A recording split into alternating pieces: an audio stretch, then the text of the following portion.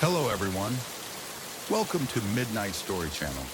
I'm here to help you today. I know many of you listen to these stories to help you drift off to sleep, and I'm honored to be part of your journey. Before we begin, don't forget to like this video and subscribe to the channel. Also, where are you from and what time are you watching now? Take a deep breath, get comfortable, and allow yourself to relax. Your story is about to begin. The night was a void, an endless expanse of black that swallowed the world beyond my headlights. The highway stretched before me like a forgotten promise, its cracked asphalt shimmering faintly under the pale glow of a waning moon. I was bone-tired, my eyes burning with the gritty ache of too many hours behind the wheel. This was the last leg of a brutal cross-country haul, a marathon drive from coast to coast that had left my body stiff and my mind frayed. The dashboard clock glowed 1:17 a.m., its green digits a mocking reminder of how far I still had to go before I could collapse into the sanctuary of my own bed. I'd been alone on this desolate stretch of road for what felt like eternity. The only sound the rhythmic hum of my engine and the occasional crackle of static from the radio, spitting out fragments of a late-night talk show about UFOs and government cover-ups. Then out of nowhere they appeared, twin beams of light piercing the darkness behind me, sharp and unyielding as a predator's gaze. I squinted into the rearview mirror, my heart giving a startled lurch. A truck, massive and hulking, loomed in the reflection, its headlights so close they seemed to bore into the back of my skull. Where the hell had it come from? The road had been empty for miles, a lonely ribbon cutting through the barren plains. No exits, no turnoffs, just me and the night. My fingers tightened around the steering wheel, the leather creaking under my grip. This wasn't right. I'd been driving long enough to know the rhythm of the highway, the ebb and flow of traffic, even in the dead of night. Trucks didn't just materialize like that. I tapped the brake pedal lightly, expecting the driver to take the hint and ease off. Most truckers would, out of courtesy or simple boredom, but this one didn't. If anything, it crept closer, the glare of its headlights flooding my car with a harsh, unrelenting white. I could feel the weight of it, an oppressive presence that seemed to press against the back of my neck. "Come on, man," I muttered, my voice swallowed by the hum of the engine. "Pass me already." I flicked my turn signal and eased into the right lane, giving the truck plenty of room to overtake. But it didn't. It mirrored my move with eerie precision, staying glued to my bumper. So close I could almost hear the growl of its engine over my own. My pulse quickened, a cold sweat prickling along my spine. This wasn't impatience or road rage. This was something else. I stole another glance in the mirror, trying to make out the truck's details. Its grille was a wall of chrome, glinting menacingly in the reflected light, but the cab was shrouded in shadow. The driver's face, if there even was a driver, hidden from view. My mind raced, conjuring explanations that grew darker with each passing second. A drunk driver, maybe, weaving through the night in a haze of whiskey and bad decisions. Or worse, someone with a grudge. A stranger I'd unknowingly crossed in some gas station or diner. But the highway had been empty. There'd been no one to offend, no one to provoke. I pushed the accelerator, watching the speedometer climb. 65, 70, 75 miles an hour. The needle trembled as I urged the car faster, the engine whining in protest. But the truck kept pace effortlessly, its headlights never wavering, a relentless shadow tethered to my tail. Fear coiled in my gut, tight and suffocating. I was alone out here, miles from the nearest town, with no cell signal and no one to call for help. The highway was a no man's land, a place where the rules of the world didn't always apply. I'd heard the stories, truckers swapping tales of phantom vehicles, of rigs that appeared out of nowhere and vanished just as quickly. I'd always laughed them off, chalking them up to sleep deprivation or too much caffeine. But now, with that monstrous truck bearing down on me, those stories didn't seem so funny. A faded green sign materialized in the distance, its reflective letters promising a rest area 2 miles ahead. My heart leapt at the sight. A rest stop meant people, lights, maybe even a payphone. Safety in numbers, I told myself, clinging to the thought like a lifeline. I flicked on my blinker and took the exit, the truck's headlights still searing into my rearview mirror as I navigated the winding off-ramp. The rest area came into view, a lonely island of flickering fluorescence in the sea of darkness. The parking lot was deserted, save for a single street light that buzzed and sputtered, casting erratic shadows across the cracked pavement. I pulled into a spot near the squat brick building that housed the restrooms, my hands trembling as I killed the engine. The truck followed. Its headlights flooded my car, blinding me as they reflected off the mirrors. I squeezed my eyes shut, my heart hammering so hard I thought it might burst. This was it. Whatever was going to happen, whatever this driver wanted, it was going to happen now. I braced myself, waiting for the sound of a door slamming, footsteps crunching on gravel, anything to break the unbearable silence. But there was nothing. Just the faint hum of the streetlight and the pounding of my own pulse in my ears. Slowly, cautiously, I opened my eyes and turned to look behind me. The parking lot was empty. No truck, no headlights, no trace of the beast that had hounded me for miles. The night was still, the air heavy with the scent of dust and asphalt. I sat there frozen, my mind struggling to reconcile what I'd seen with the emptiness before me. Had I imagined it? Was I so exhausted that my brain had conjured a phantom to torment me? I'd been pushing myself too hard, driving too long, but this felt real. Too real. The memory of those headlights, the weight of that unseen presence lingered like a bruise. I forced myself to move, stepping out of the car into the cool night air. The silence was oppressive, broken only by the faint buzz of the street light and the distant howl of a coyote.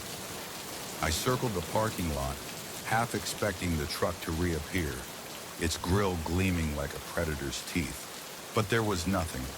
No tire tracks, no oil stains, no sign that anything had been here at all.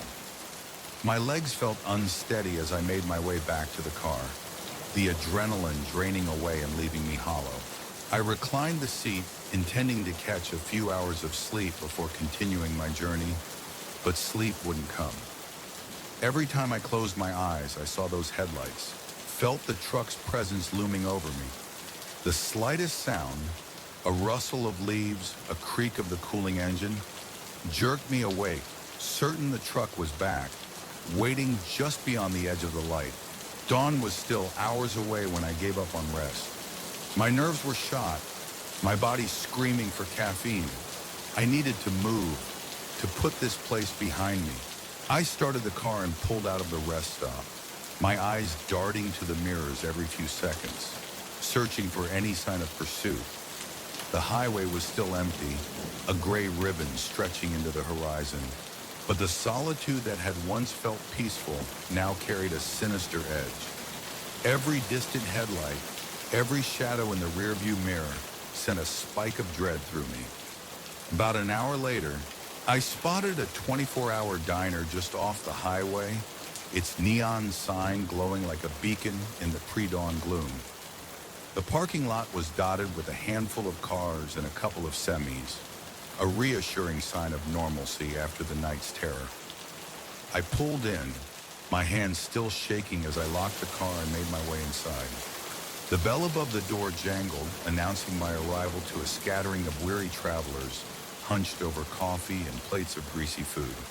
The air was thick with the smell of bacon and burnt toast, a comforting contrast to the sterile chill of the rest stop. I slid into a booth by the window where I could keep an eye on my car and the highway beyond. A waitress approached, her face lined with the kind of exhaustion that comes from too many graveyard shifts. "Rough night?" she asked. pouring coffee into a chipped mug without waiting for my order. Her voice was kind, but her eyes held a knowing glint, as if she'd seen her share of rattled souls. You could say that, I replied, wrapping my hands around the mug, letting its warmth seep into my palms. The coffee was bitter, but it grounded me, tethering me to the here and now. I hesitated, then decided to take a chance. Had a scare out on the highway, this truck. It came out of nowhere, followed me for miles, riding my bumper. When I stopped at a rest area, it just vanished. The waitress's expression shifted, a flicker of recognition crossing her face. She glanced around the diner, ensuring no one was listening, then leaned in closer, her voice dropping to a near whisper. "You're not the first to come through here with a story like that," she said, her words heavy with an unspoken warning. My stomach twisted, the coffee suddenly tasting like ash. "What do you mean?" I asked, leaning forward, my voice barely above a breath. She sighed, sliding into the booth across from me, her hands fidgeting with the edge of her apron. "Past few months, we've had drivers stop in here, all shook up about a truck on that stretch of highway you came from.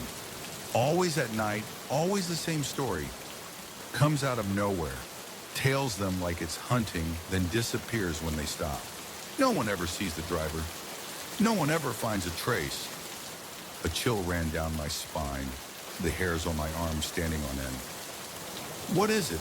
I asked, though I wasn't sure I wanted the answer. She shrugged, but her eyes were dark with unease. "No one knows. Some say it's a ghost. Some say it's something worse. There's been trouble on that road lately. Robberies, cars found abandoned, drivers gone missing. Police can't catch whoever or whatever is behind it. They don't even believe the truck stories. No evidence, no witnesses, just a lot of scared folks in empty vehicles." My mind reeled, trying to piece together the fragments of what she was saying. A phantom truck, disappearing drivers, unsolved crimes.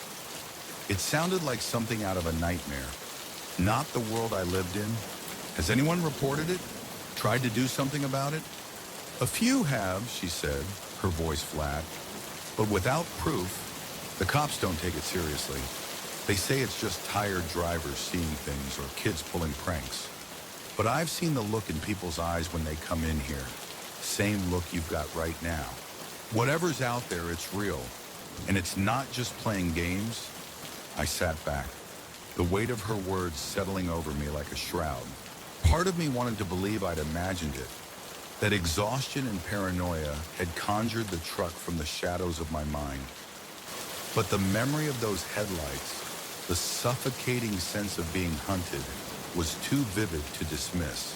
And now, knowing I wasn't alone, that others had faced the same terror, made it all the more real and all the more terrifying. The waitress reached across the table, her hand resting briefly on mine. "Listen," she said, her voice soft but firm. "You made it here. You're safe for now. My advice, stick to daylight driving if you can.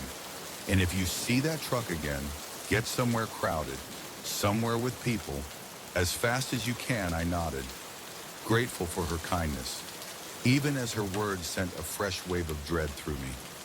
"Why me?" I asked, almost to myself. "It didn't try to rob me. It didn't even stop when I pulled over.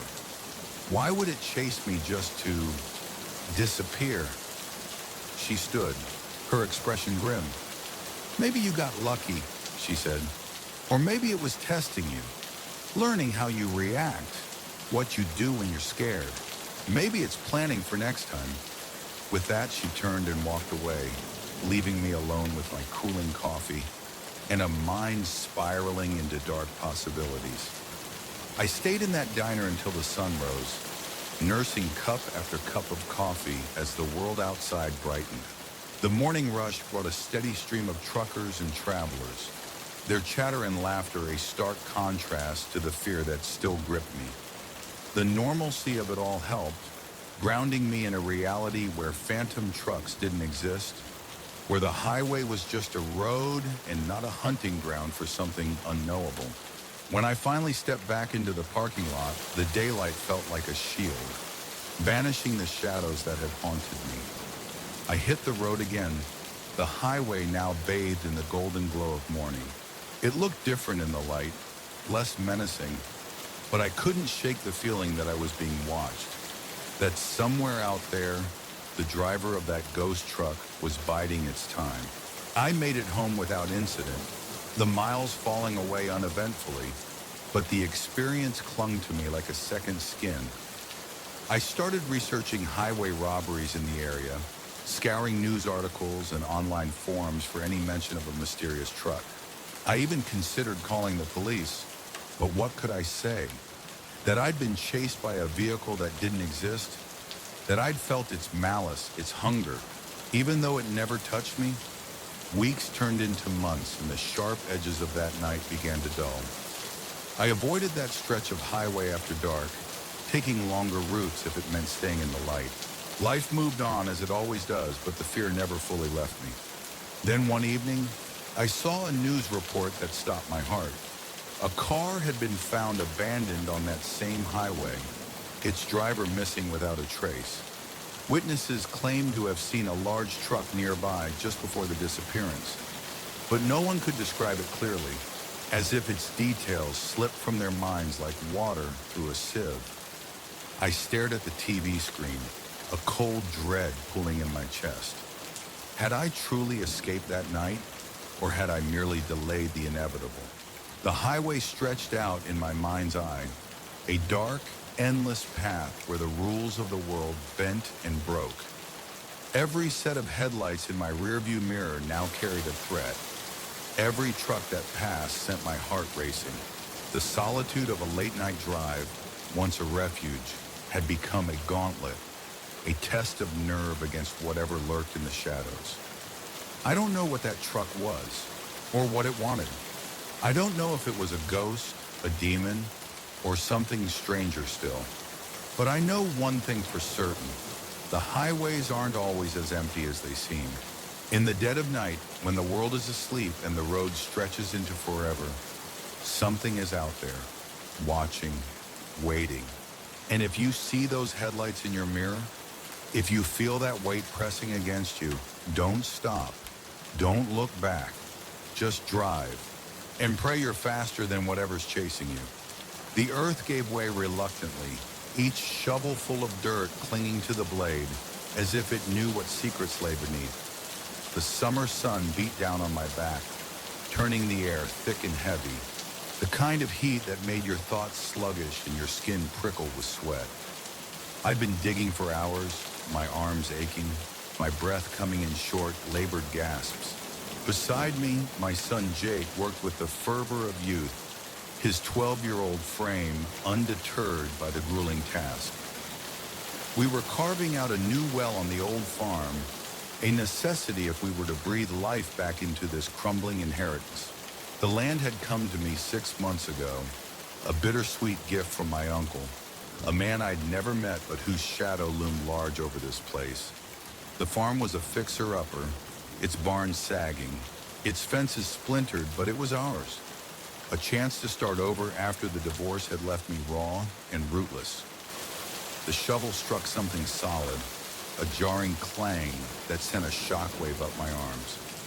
I froze, the sound echoing in the stillness of the afternoon.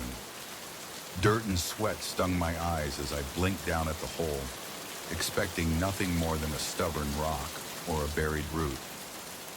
"Jake," I called, my voice rough from the dry air. "Grab the flashlight. I think we hit something." He scrambled to obey, his sneakers kicking up clouds of dust as he darted to our pile of tools. I knelt beside the hole, my fingers brushing the earth, and felt a chill that had nothing to do with the fading daylight. Whatever was down there, it wasn't natural. It was too smooth, too deliberate. Little did I know that single metallic note would unravel everything, plunging us into a mystery that would haunt this land and our lives. Jake returned, thrusting the flashlight into my hand with a grin that spoke of adventure. I clicked it on, the beam cutting through the gloom of the deepening hole. There, glinting in the light, was something unmistakably man-made. A metal surface, pitted and scarred by time, but unmistakably crafted. "What's that, Dad?" Jake asked, his voice a mix of curiosity and unease, his eyes wide as he peered over my shoulder. I didn't answer, my mind already racing with possibilities. Buried treasure? A forgotten relic? Or just some rusted junk discarded by a long-dead farmer? I scraped away more dirt, my hands moving faster now, driven by a need to know. The object began to take shape. A rectangular container, about the size of a small suitcase, its edges sealed tight against the earth's embrace. We worked in silence, the only sounds the scrape of shovels and our ragged breathing.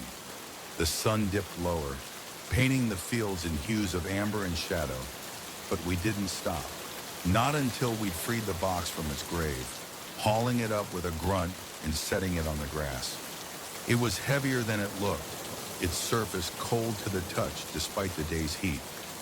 Jake bounced on his heels, his excitement barely contained. "Can we open it? What do you think's inside?" I hesitated, a prickle of unease crawling up my spine. Something about the box felt wrong, like a warning whispered in a language I couldn't understand. But curiosity, that old and dangerous friend, won out. "Let's take it to the barn," I said, my voice steadier than I felt. "We'll figure it out there." Under the harsh glare of the barn's floodlights, the container revealed more of its secrets. It was old, its once shiny surface dulled by decades of corrosion, but there was no mistaking its craftsmanship. The metal was smooth, unmarred by welds or seams, as if it had been forged in a single, unbroken act. A faint inscription ran along one side, the letters so worn they were barely legible, like ghosts of words long forgotten. Jake hovered close, his breath warm against my arm. "Should we call someone? The police, maybe?" he asked, his voice tinged with doubt. I shook my head, though part of me agreed. What if this was evidence, a piece of some long-buried crime? But the thought of handing it over, of losing control of this discovery, felt intolerable. "Not yet," Johnny and I said, reaching for a crowbar. "Let's see what we're dealing with first." The lid resisted, groaning under the pressure of the crowbar, but finally gave way with a screech that set my teeth on edge. A musty, damp smell wafted out, like the breath of an ancient cellar undisturbed for generations. Jake wrinkled his nose, but his eyes were glued to the box's contents. Inside, wrapped in layers of brittle, wax-coated paper, was a trove of documents. Yellowed pages, photographs, and a small, leather-bound journal. I lifted the first photo, holding it to the light. It showed a young woman, no older than 25, her smile bright against the backdrop of a field that looked eerily like the one outside. Her dark hair was tied back, her eyes sparkling with a joy that felt out of place in the grim context of our find. I turned the photo over, my heart skipping as I read the faded ink on the back. Sarah Milligan, 1964. Sarah Milligan, I murmured, the name stirring a vague memory, like a half-forgotten dream. Jake leaned in, his voice hushed.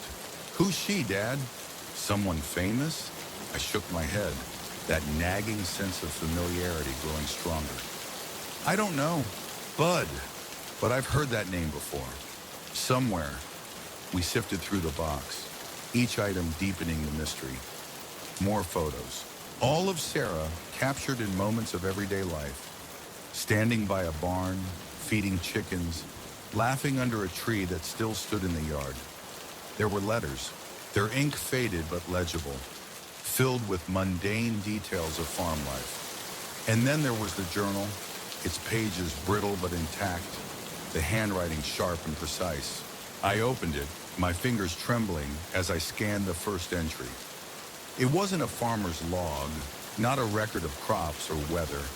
It was something else entirely, a chronicle of loss, of a young woman named Sarah Milligan, who had vanished from this very farm in the summer of 1964. A newspaper clipping slipped from between the pages, its headline screaming in bold black letters, "Local woman missing 3 months, no leads." My breath caught as I read on. Sarah had been 23, engaged to a man from town, full of plans for a life beyond the farm. She'd been seen last by her father, James Milligan, who claimed she'd left to run errands. Despite a massive search, no trace of her was ever found. Suspicion had fallen on James, my uncle, but without evidence, he was never charged. "Dad?" Jake's voice snapped me out of my trance, his face pale in the dim light. "What's wrong? You look scared." I swallowed hard, trying to keep my voice even. "Jake, I think we just stumbled onto something big. This could be evidence in a missing persons case. A really old one." His eyes widened, a mix of fear and excitement flickering across his face. "Like a real mystery? Like on TV?" I nodded, my mind spinning. "Yeah, bud, a real mystery." We gathered the documents carefully, my hands shaking as I stacked them back in the box. "We need to call the police," I said, more to myself than to Jake. "This isn't something we can handle alone." The next few hours passed in a blur of flashing lights and urgent voices. Deputies arrived, followed by detectives and a crime scene unit that turned our quiet farmhouse into a hive of activity. Jake and I were questioned separately, recounting every detail of our discovery. The digging, the box, the eerie weight of what we'd found. By midnight, the box and its contents had been whisked away, sealed in evidence bags, and we were left with strict instructions not to speak of the case to anyone, as if we had anyone to tell. We were strangers here, newcomers in a town that eyed us with curiosity and suspicion. I tucked Jake into bed, his head still buzzing with the thrill of our find, but sleep eluded me. I sat at the kitchen table, a cold cup of coffee cradled in my hands, staring out at the darkened fields. The night was alive with sounds, crickets, the rustle of wind through the corn, but beneath it all, I felt a silence, a void where Sarah Milligan's story should have been. Who was she? What had happened to her? And why did her name tug at the edges of my memory, like a thread I couldn't quite grasp? The next morning I drove into town, determined to uncover more. The local library was a small, musty building, its shelves crammed with books and microfilm archives of the town's history. I spent hours poring over old newspapers, my eyes straining against the flickering screen as I pieced together Sarah's story. She'd been vibrant, beloved, the kind of person who lit up a room. Her disappearance had rocked the community, leaving scars that lingered decades later. The articles painted James Milligan as a gruff, private man, devoted to his farm but fiercely protective of his daughter. He'd opposed her engagement, wanting her to stay and help run the family business. Rumors swirled that he'd done something to her, but the lack of evidence left the case cold. As I read, a sickening realization hit me. James Milligan wasn't just Sarah's father. He was my uncle, the man who'd left me this farm. And Sarah was my cousin, a distant relative my mother had mentioned once, years ago, in a fleeting story about a family tragedy. I left the library in a daze, the weight of that connection pressing down on me. Had I inherited more than land? Had I taken on a legacy of secrets, of blood? When I returned home, a police car was parked in the driveway. Detective Reeves, a stern woman with eyes that missed nothing, was waiting. "Mr. Collins," she said as I stepped out of my truck, her voice clipped. "We need to talk." We sat at the kitchen table, the same one where I'd spent a sleepless night wrestling with ghosts. She didn't mince words. "We've identified DNA on some of the items in the box. It matches Sarah Milligan. We're treating this as a homicide investigation now." I nodded, my throat tight. "Did you know anything about this before you found that box?" she asked, her gaze piercing. I shook my head. the denial coming too quickly.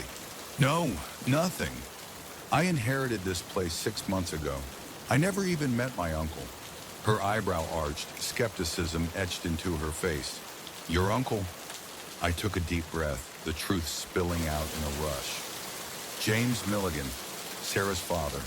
I only just found out we're related. I didn't know about Sarah, not really until yesterday. Reeves leaned back, her expression unreadable. That complicates things, Mr. Collins. We're going to need to search the property thoroughly. You and your son might need to find somewhere else to stay for a while. The weeks that followed were a nightmare. The farm became a crime scene, cordoned off with yellow tape as forensic teams combed every inch of the land. Jake and I moved into a motel in town, watching from afar as our new beginning was torn apart. The story broke in the local news, then spread like wildfire, drawing reporters and true crime fanatics who swarmed the town, hungry for a glimpse of the mystery.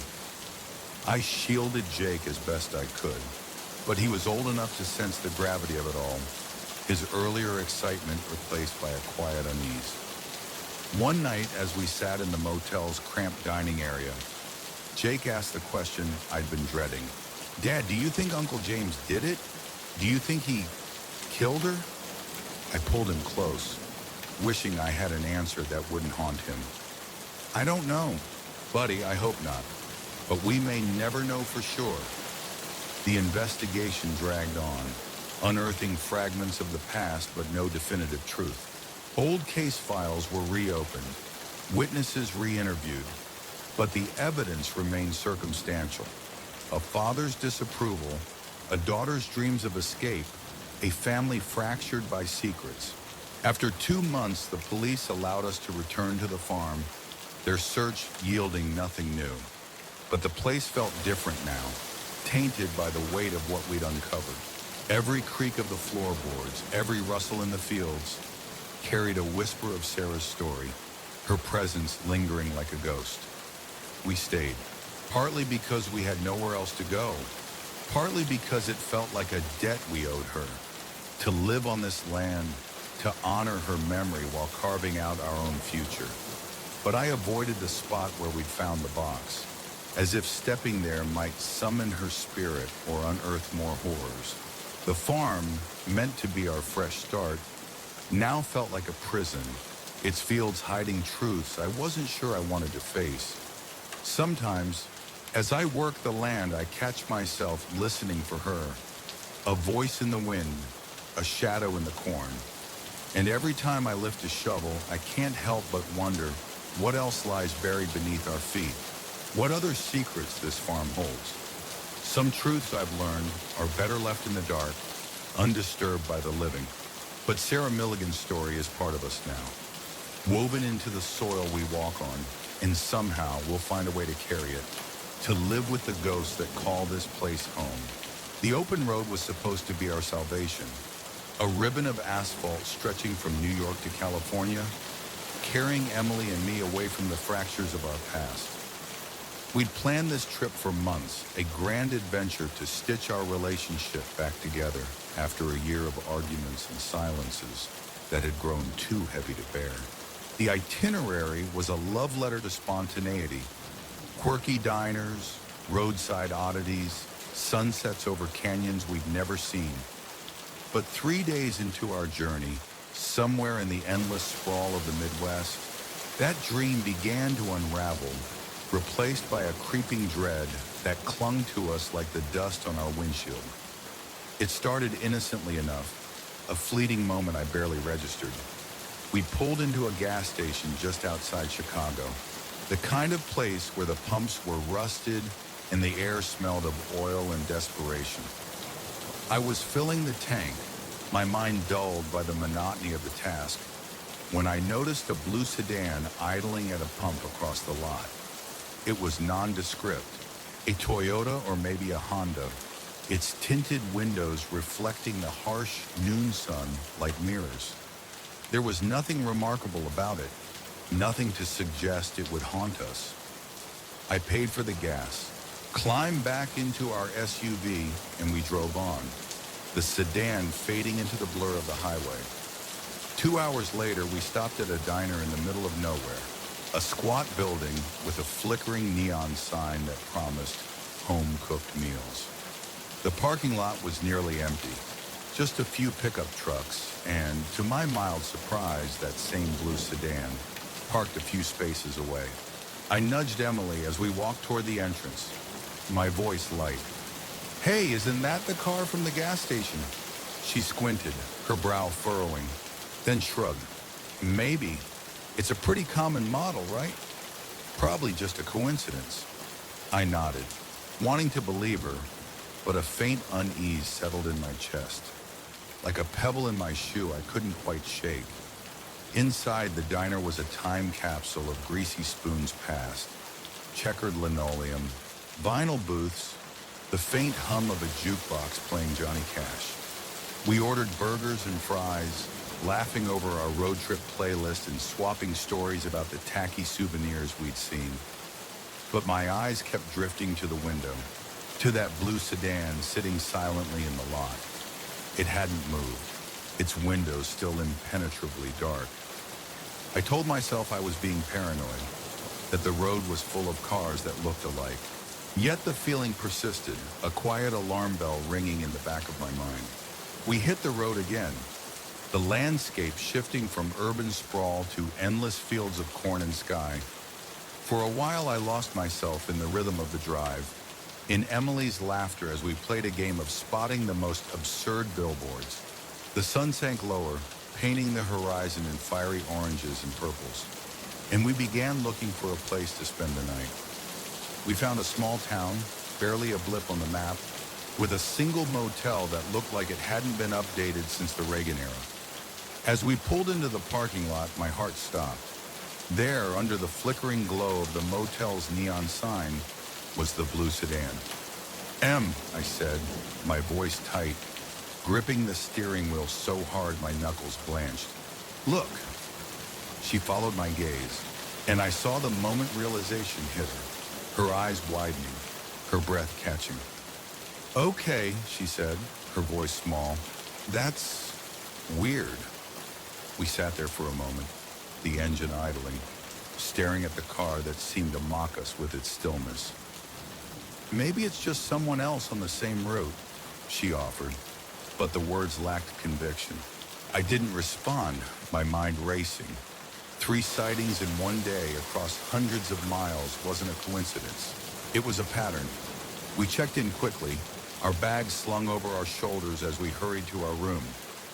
I double-checked the lock, then peered through the curtains, half expecting to see the sedan's driver staring back. The car was still there, its windows reflecting the motel's garish light like the eyes of some patient predator. Emily sat on the bed, her hands twisting in her lap. "Should we call the police?" she asked, her voice barely above a whisper. I hesitated, running a hand through my hair. "And tell them what? That we've seen the same car 3 times? They'll think we're crazy." She nodded, but her eyes were distant, haunted by a fear I couldn't name.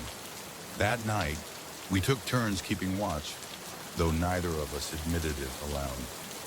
I sat by the window, the curtains cracked just enough to see the parking lot, while Emily dozed fitfully on the bed. The sedan didn't move, a silent sentinel in the darkness. By morning it was gone, the lot empty save for a scattering of cigarette butts and a stray cat prowling the shadows. I wanted to believe it was over, that we'd imagined the threat, but the relief was fleeting. As we merged back onto the highway, my eyes flipped to the rearview mirror, and there it was, a blue speck in the distance, keeping pace with us. "We need to lose them," I said, my voice sharp with a resolve born of fear. Emily nodded, her face pale, her hands clenched in her lap. "How?" she asked. And I didn't have an answer, not really. I took the next exit without signaling, earning a blare of horns from the cars behind us. The sedan followed, its movements smooth and deliberate, like a shark trailing blood in the water. I wove through side streets, turning at random, my heart pounding as I tried to outmaneuver our pursuer. Sometimes I caught a glimpse of it in the mirror, Sometimes it vanished, only to reappear minutes later, always there, always watching. For an hour, we played this desperate game of cat and mouse, the world narrowing to the road ahead and the shadow behind. Finally, we found ourselves on a lonely stretch of country road, cornfields stretching endlessly on either side, broken only by the occasional farmhouse or weathered barn. The sedan was nowhere in sight, and for a moment I dared to hope we'd shaken it. Then up ahead, I saw it, an old barn, its red paint peeling like flayed skin, and behind it, half hidden, the unmistakable shape of the blue sedan. "They're waiting for us," I whispered, my voice barely audible over the hum of the engine. Emily's eyes widened, her breath hitching. "Turn around," she said, her voice trembling. "Now!" I slammed on the brakes, ready to spin the car around, but it was too late. The sedan pulled out from behind the barn, blocking the road ahead. In the rearview mirror, another car appeared, cutting off our retreat. We were trapped, boxed in on a desolate road with nowhere to run. Time seemed to slow, the world shrinking to the pounding of my heart and the metallic taste of fear in my mouth. The driver's door of the blue sedan opened and a figure stepped out. Emily's gasp was a knife in the silence. "No," she breathed, her voice breaking. "It can't be." But it was. Striding toward our car, a grim smile twisting his face, was Mark, Emily's ex-boyfriend, the man who'd left bruises on her skin and terror in her heart. Memories flooded back, unbidden and merciless. 6 months ago, Emily had shown up at my apartment, her face swollen, her eyes red from crying. She'd told me about Mark, his jealousy, his rages, the way he'd turned her life into a prison. We'd gotten a restraining order, moved her to a new place, done everything we could to keep him at bay. We thought it was over, that she was safe. But here he was, his presence a violation of every boundary we'd fought to establish. He approached the driver's side, his footsteps deliberate, his smile a mockery of warmth. I hit the lock button, a futile gesture against the reality of him. He leaned down, his face inches from the glass, his eyes glinting with a malice that made my skin crawl. "Long time no see," he said, his voice muffled but dripping with menace. "Did you really think you could run from me?" Emily was frozen beside me, her breath coming in shallow gasps. I reached for her hand, squeezing it tightly. "What do you want, Mark?" I called through the glass, forcing my voice to stay steady. His smile widened, revealing too many teeth. "I want what's mine," he said, his gaze locked on Emily. "She belongs to me." "She's not yours," I spat, anger overriding fear. "She never was. You're breaking the law just by being here." He laughed, a harsh, grating sound that sent chills down my spine. "You think I care about your little piece of paper? You think that can keep me away from her?" His face darkened, the smile vanishing. "You don't know what we had, what we still have." I felt Emily trembling, her hand cold in mine. I had to do something, anything, to get us out of this. My eyes flicked to the rearview mirror, and I noticed something. The car behind us wasn't the sedan, and its driver looked uncertain, hesitant, like someone caught in a situation they didn't understand. An idea formed, desperate and reckless, but it was all we had. "Em," I whispered, keeping my eyes on Mark. "When I say go, duck down. Can you do that?" She nodded, her eyes wide with fear and trust. I took a deep breath, my hands steadying on the wheel. In one fluid motion, I turned the key, slammed the car into reverse, and shouted, "Go!" Emily ducked as I floored the gas. The SUV shot backward, hurtling toward the car behind us. The driver's eyes widened in panic, and at the last second, they swerved, narrowly avoiding a collision. Mark shouted, his voice a roar of fury as he lunged toward us. But I was already shifting into drive, yanking the wheel hard. The car fishtailed onto the shoulder, kicking up a storm of dust and gravel. For a heart-stopping moment, I thought we'd roll, but the tires caught and we surged forward, the road opening before us like a lifeline.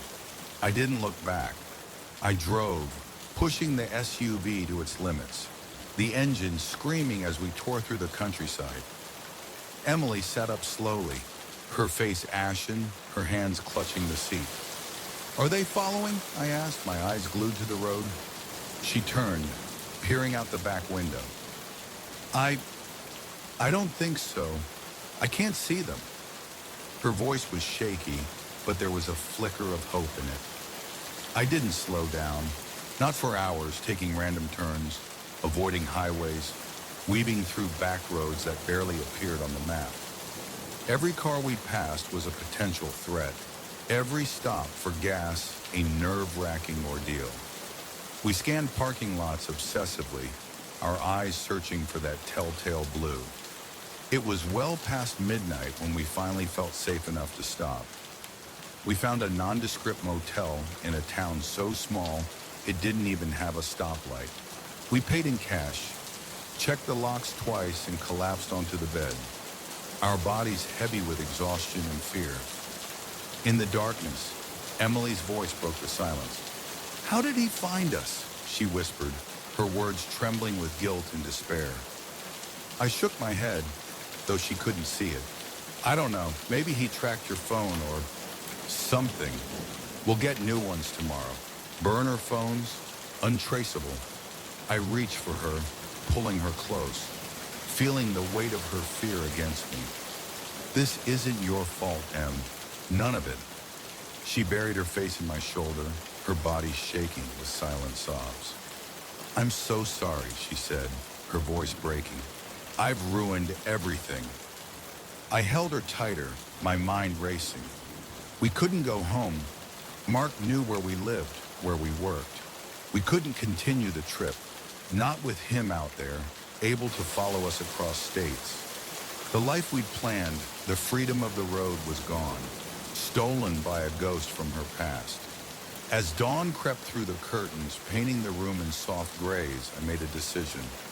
"We're going to disappear," I said, my voice firm despite the uncertainty gnawing at me. Emily looked up, her eyes red and puffy. "What do you mean?" "I mean we become different people. New names, new identities. We go somewhere he'd never look, somewhere no one knows us." It sounded insane, like something out of a movie. But what choice did we have? Mark had found us once, and the thought of him finding us again, of what he might do, was unbearable. Emily was quiet for a long moment, her gaze distant. Then slowly she nodded. "Okay," she said, her voice steadying. "Let's do it." And so as the sun rose on a new day, we began to plan our escape. Not to California, but to a life unmoored from everything we'd known. We'd shed our names, our histories, and build something new, something safe. I don't know if we'll ever be free of Mark, not truly. I don't know if we'll ever stop glancing over our shoulders, waiting for the glint of a blue sedan in the distance.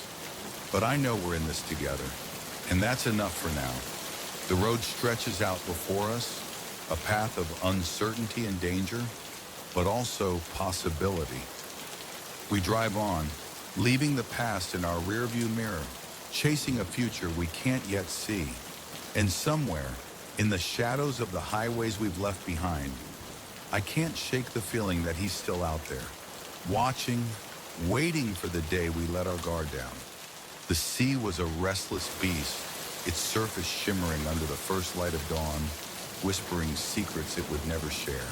I stood on deck 16 of the Emerald Princess, a luxury cruise ship slicing through the Caribbean's turquoise waters, and breathed in the salt-laden air. My name is Michael Chen, and for 3 years, I'd been a security officer aboard this floating palace, patrolling its gleaming corridors and ensuring the safety of its pampered guests. I'd seen it all: drunken brawls in the casino, petty thefts from unattended cabins, the occasional medical emergency that sent us scrambling. But nothing in my years at sea could have prepared me for the void that opened when Eliza Thompson vanished. leaving behind nothing but questions and a chill that clung to me like damp fog. It began like any other morning. My shift started at 6 a.m., the ship still wrapped in the quiet of pre-dawn, most passengers dreaming in their plush suites. I made my rounds through the labyrinth of hallways, the hum of the engines a steady heartbeat beneath my feet. The grand atrium, with its crystal chandeliers and marble floors, was deserted save for Eliza at the reception desk just finishing her night shift. She looked up as I passed, her dark hair pulled into a messy bun, her eyes heavy with fatigue. "Morning, Michael," she said, stifling a yawn. "Anything exciting on the horizon?" I shrugged, offering a half smile. "Just the usual. You look like you could use a week of sleep." She laughed, a bright, unguarded sound that echoed in the empty space and gathered her things. "Oh, I will. But first, I'm catching the sunrise from my spot on the upper deck. Care to join me?" I hesitated, duty tugging at me, but the ship was calm, the morning soft. "Sure," I said, falling into step beside her. A little fresh air never hurt. We climbed to a secluded corner of Deck 16, where the railing overlooked an endless expanse of ocean. The sky was a canvas of deepening blues, streaked with the first hints of orange and pink. Eliza leaned against the rail, closing her eyes and letting the breeze tug at her hair. "This never gets old," she murmured, her voice almost lost in the wind. "No matter how many cruises I work, this moment, this quiet, it's why I stay." I watched her, struck by the serenity in her expression, a rare glimpse of the woman beneath the uniform. We'd become friends over the past few months, sharing late-night meals in the crew mess, trading stories of our lives before the sea. But in that moment, I realized how little I truly knew about her, how much of her remained a mystery. "How long have you been doing this?" I asked, leaning beside her, the metal cool under my palms. She opened her eyes, a wistful smile playing on her lips. 5 years now. Started as a gap year after college, thought I'd see the world and move on. But the sea, it gets in your blood. The ports, the people, the feeling of being untethered. I nodded, understanding all too well. The ship was a world apart, a place where time and roots didn't quite apply. We talked as the sun crept above the horizon, painting the waves in molten gold, until Eliza yawned again, stretching like a cat. "I should crash," she said, her smile warm. "Thanks for the company, Michael. See you later." I watched her go, her figure growing smaller against the vastness of the deck, unaware that it was the last time I'd see her alive. The rest of my shift passed in a blur of routine, checking security logs, responding to a guest complaint about a noisy neighbor. It wasn't until the evening staff meeting, as the ship rocked gently under a starlit sky, that the first crack appeared in the day's normalcy.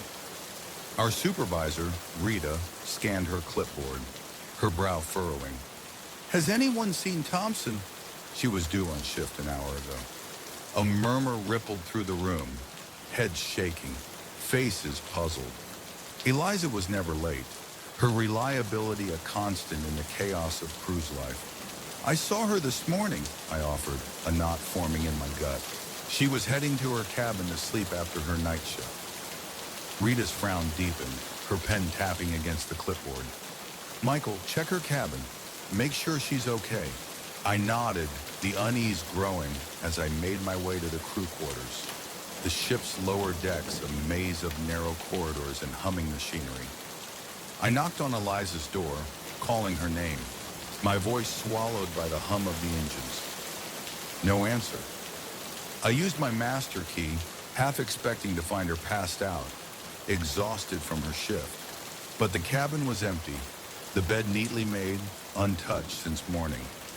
Her uniform for the evening shift hung on a chair. Her phone sat dark on the nightstand, its screen reflecting the dim overhead light. I radioed Rita, my voice tight. "She's not here. The cabin looks untouched." There was a long pause, static crackling in my earpiece. Initiate search protocol, Rita said, her tone clipped. Now, the next few hours were a whirlwind of organized chaos. We scoured the ship from bow to stern, checking every deck, every lounge, every shadowed corner.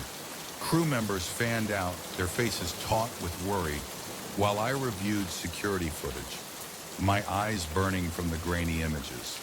The last confirmed sighting of Eliza was at 7:12 a.m., a camera capturing her entering her cabin, the door clicking shut behind her. And then, nothing. No footage of her leaving, no sign of disturbance, no trace of where she'd gone. It was as if the ship had swallowed her whole. As night deepened, the atmosphere on the Emerald Princess grew heavy, the usual hum of laughter and clinking glasses replaced by a tense silence. Passengers began to notice the increased security presence, their whispers spreading like ripples on water. Rumors took root. Had someone fallen overboard? Was there a thief on the ship? By morning, with no sign of Eliza, the captain made an announcement, his voice calm but strained, asking for information about her whereabouts. Her photo flashed on screens throughout the ship, her smiling face a stark contrast to the growing dread in my chest. We contacted the nearest port authorities, alerted the cruise line's head office, and a Coast Guard search was launched. Though we all knew the odds of finding someone in the vast Caribbean were vanishingly small. I couldn't shake the guilt that gnawed at me. If I'd walked her to her cabin that morning, if I'd checked on her sooner, could I have stopped this? The image of her on deck 16, laughing in the sunrise, haunted me. A moment of joy now tainted by loss.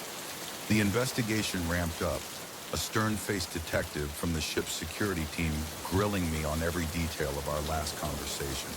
Did she seem upset? Distracted? Did she mention any plans? He asked, his pen poised over a notebook. I shook my head, the memory of her smile vivid in my mind. She was happy, relaxed. She just wanted to sleep. His eyes narrowed. And you're certain she went into her cabin? Yes, I said, for what felt like the 100th time. The footage shows it. I hesitated, a chill creeping up my spine. But there's no way she could have left without being seen. The corridor is monitored 24/7. The detective made a note, his expression unreadable, but I could sense his frustration. If the cameras hadn't caught her leaving, then how had she disappeared? Days passed, each one heavier than the last. Eliza's cabin was searched, every inch scrutinized, but it revealed nothing. No signs of a struggle, no missing belongings. Her passport, wallet, even her favorite necklace were all accounted for, as if she'd simply stepped out for a moment and never returned. Theories multiplied among the crew and passengers. Some whispered of an accident, a fall overboard unnoticed in the chaos of the ship's routines. Others spoke of suicide, but those who knew Eliza dismissed it outright. She'd been vibrant, full of plans with no hint of despair. The darkest theory, the one that kept me awake at night, was that someone on the ship was responsible. A predator hiding among the thousands of souls aboard, waiting for another chance to strike. The ship completed its itinerary and returned to port, where forensic teams descended, combing Eliza's cabin and the surrounding areas for clues. But even with the full weight of law enforcement, no new leads emerged. Eliza's family arrived, their faces etched with grief and disbelief. I watched from a distance as they met with investigators, saw her mother collapse into sobs, her father staring blankly as if the world had stopped making sense. I wanted to approach them, to offer some shred of comfort, but what could I say? That I'd failed their daughter? That she'd vanished on my watch? Life on the Emerald Princess resumed, a new crew member taking Eliza's place at the reception desk, the ship's rhythm reasserting itself with cruel indifference. But for those of us who'd known her, who'd searched for her, the wound remained raw. I stayed on, unable to leave while her fate was unknown. Each new port a flicker of hope that a clue might surface, that someone might have seen something. But months passed and the silence grew louder, the hope dimmer. In the quiet hours of the night, I often found myself back on deck 16, staring out at the endless sea. The waves stretched to the horizon, their surface hiding depths no light could pierce. I thought of Eliza, of her laugh, of the way she'd stood here and let the sunrise wash over her. I wondered where she was, if she was still out there, or if the ocean had claimed her, holding her story in its unfathomable heart. The disappearance of Eliza Thompson became a ghost story, whispered among cruise ship crews, a cautionary tale of the sea's mysteries. For me, it was a reminder of how fragile our safety is, how quickly a life can slip through our fingers, leaving only echoes. Every time I pass a passenger entering their cabin, every time I check a security feed, I can't help but wonder, could it happen again? In this floating city of steel and glass, surrounded by the vast, indifferent sea, are any of us truly safe? The Emerald Princess sails on, carrying its cargo of dreams and secrets, and somewhere out there, perhaps Eliza's laughter still lingers, carried by the endless ocean breeze. But the truth, like the depths below, remains out of reach, a mystery that may never be solved. The forest exhaled a quiet menace, its ancient pines standing sentinel over secrets they'd guarded for centuries. Jamie and I had been hiking the Appalachian Trail for nearly a month, our boots worn and our spirits high, chasing the raw, unfiltered freedom of the wilderness. My name is Alex, and I'd spent years exploring the backcountry, from the Rockies to the Smokies, always finding solace in the rhythm of the trail. But nothing in my decades of trekking could have braced me for what we stumbled upon in that secluded clearing deep in the Georgia woods, a place where the air itself seemed to hold its breath, waiting for something to emerge from the shadows. The day began with the crisp promise of early autumn, the air cool and sharp, carrying the scent of pine and damp earth. We broke camp at dawn, our packs heavy but our steps light, aiming to cover 15 miles before nightfall. The trail wound through a cathedral of trees, their branches filtering the sunlight into a dappled mosaic on the forest floor. We moved at a steady pace, pausing only to refill our water bottles at a stream or to snap a photo of a particularly striking vista. By late afternoon, the sun was dipping toward the horizon, casting long, slanting shadows that turned the woods into a maze of light and dark. That's when Jamie, always the sharper-eyed of us, froze mid-step, pointing to a tree just off the path. "Alex, look at this," he called, his voice tinged with curiosity. I joined him, squinting at the rough bark. Carved deep into the wood was a symbol, a crude circle bisected by a jagged line, the cuts fresh, the sap still glistening like blood. "Weird," I muttered, running my fingers over the edges. "Never seen a trail marker like that." Jamie shrugged, his expression skeptical.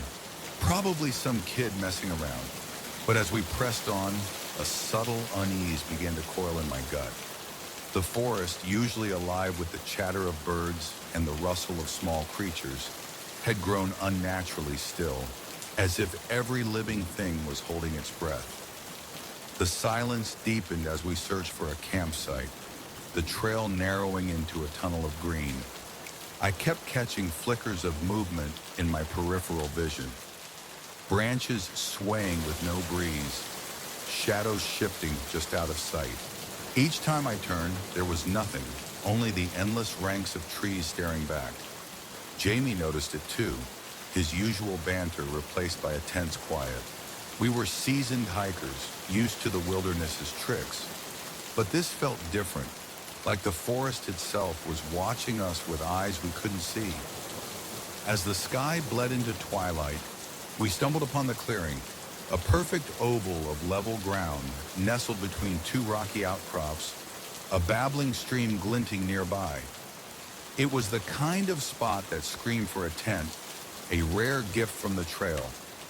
But as we drew closer, the air grew heavy, charged with an electric tension that made my skin prickle.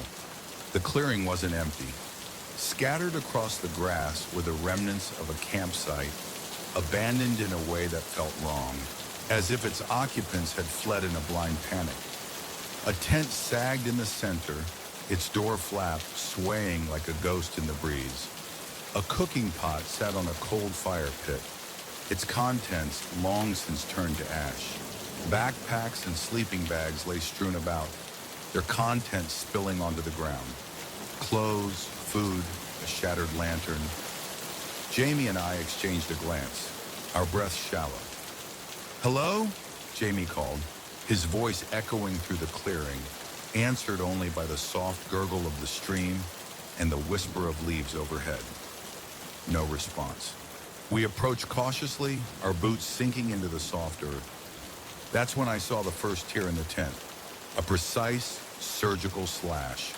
The nylon frayed but clean, as if cut by something impossibly sharp. Then another and another, the fabric riddled with wounds that spoke of deliberate violence. "What the hell?" I breathed, peering inside. The interior was chaos. Sleeping bags shredded, clothes torn, a flashlight lying on its side, its beam casting eerie shadows across the wreckage. My heart thudded as I spotted a small notebook half buried in the debris. I picked it up, my hands unsteady, and flipped to the last entry. The handwriting was frantic, the ink smudged as if written in a hurry. Day 3. It's still out there. We hear it circling at night, moving in the trees. The others think I'm losing it, but I saw it. It's not a bear, not anything natural. God help us if it gets in. I showed the notebook to Jamie, watching the color drain from his face. "We should go," he said, his voice barely above a whisper, his eyes darting to the darkening forest. I nodded, but something caught my eye. A glint of metal beneath a torn sleeping bag. It was a camera, its lens scratched but intact. My hand shook as I powered it on, praying the battery still held. The screen flickered to life, and I scrolled to the last image. My breath caught, a cold sweat breaking out on my forehead. The photo was dark, taken at night. But there, at the edge of the frame, illuminated by the camera's flash, was something. It was almost human but wrong. Too tall, too thin, its limbs elongated and bent at unnatural angles. Its face was a void, a smear of shadow broken only by 2 glowing eyes, reflective like a cat's but far larger, far hungrier. I dropped the camera, stumbling back, my heart hammering against my ribs. "We need to leave," I said, my voice hoarse. "Now!" But as I turned, I realized the sun had set, the forest sinking into a twilight so deep it seemed to swallow the world. The trees pressed closer, their branches clawing at the sky, and the clearing felt like a trap, its edges blurring into the encroaching dark. Jamie was already grabbing his pack, his movements jerky with panic. I slung my own bag over my shoulder, but a flash of silver stopped me. There, half buried in the dirt near the fire pit, was a locket, its chain tangled in the grass. Without thinking, I scooped it up, shoving it into my pocket as we fled. We moved quickly, retracing our steps in the fading light, our headlamps cutting frail beams through the gloom. The trail seemed different now, the landmarks we'd noted earlier, twisted or gone, as if the forest had rearranged itself to keep us lost. The air was thick, oppressive, and I could hear things, rustles in the underbrush, snaps of twigs, always just out of sight. "Do you remember that symbol?" Jamie panted, pushing through a dense thicket. "I think I see another one." He was right. Carved into a gnarled oak was the same circle and jagged line, but this one was older, its edges weathered, moss creeping into the cuts. "Just a coincidence," I said, not believing it, my voice tight.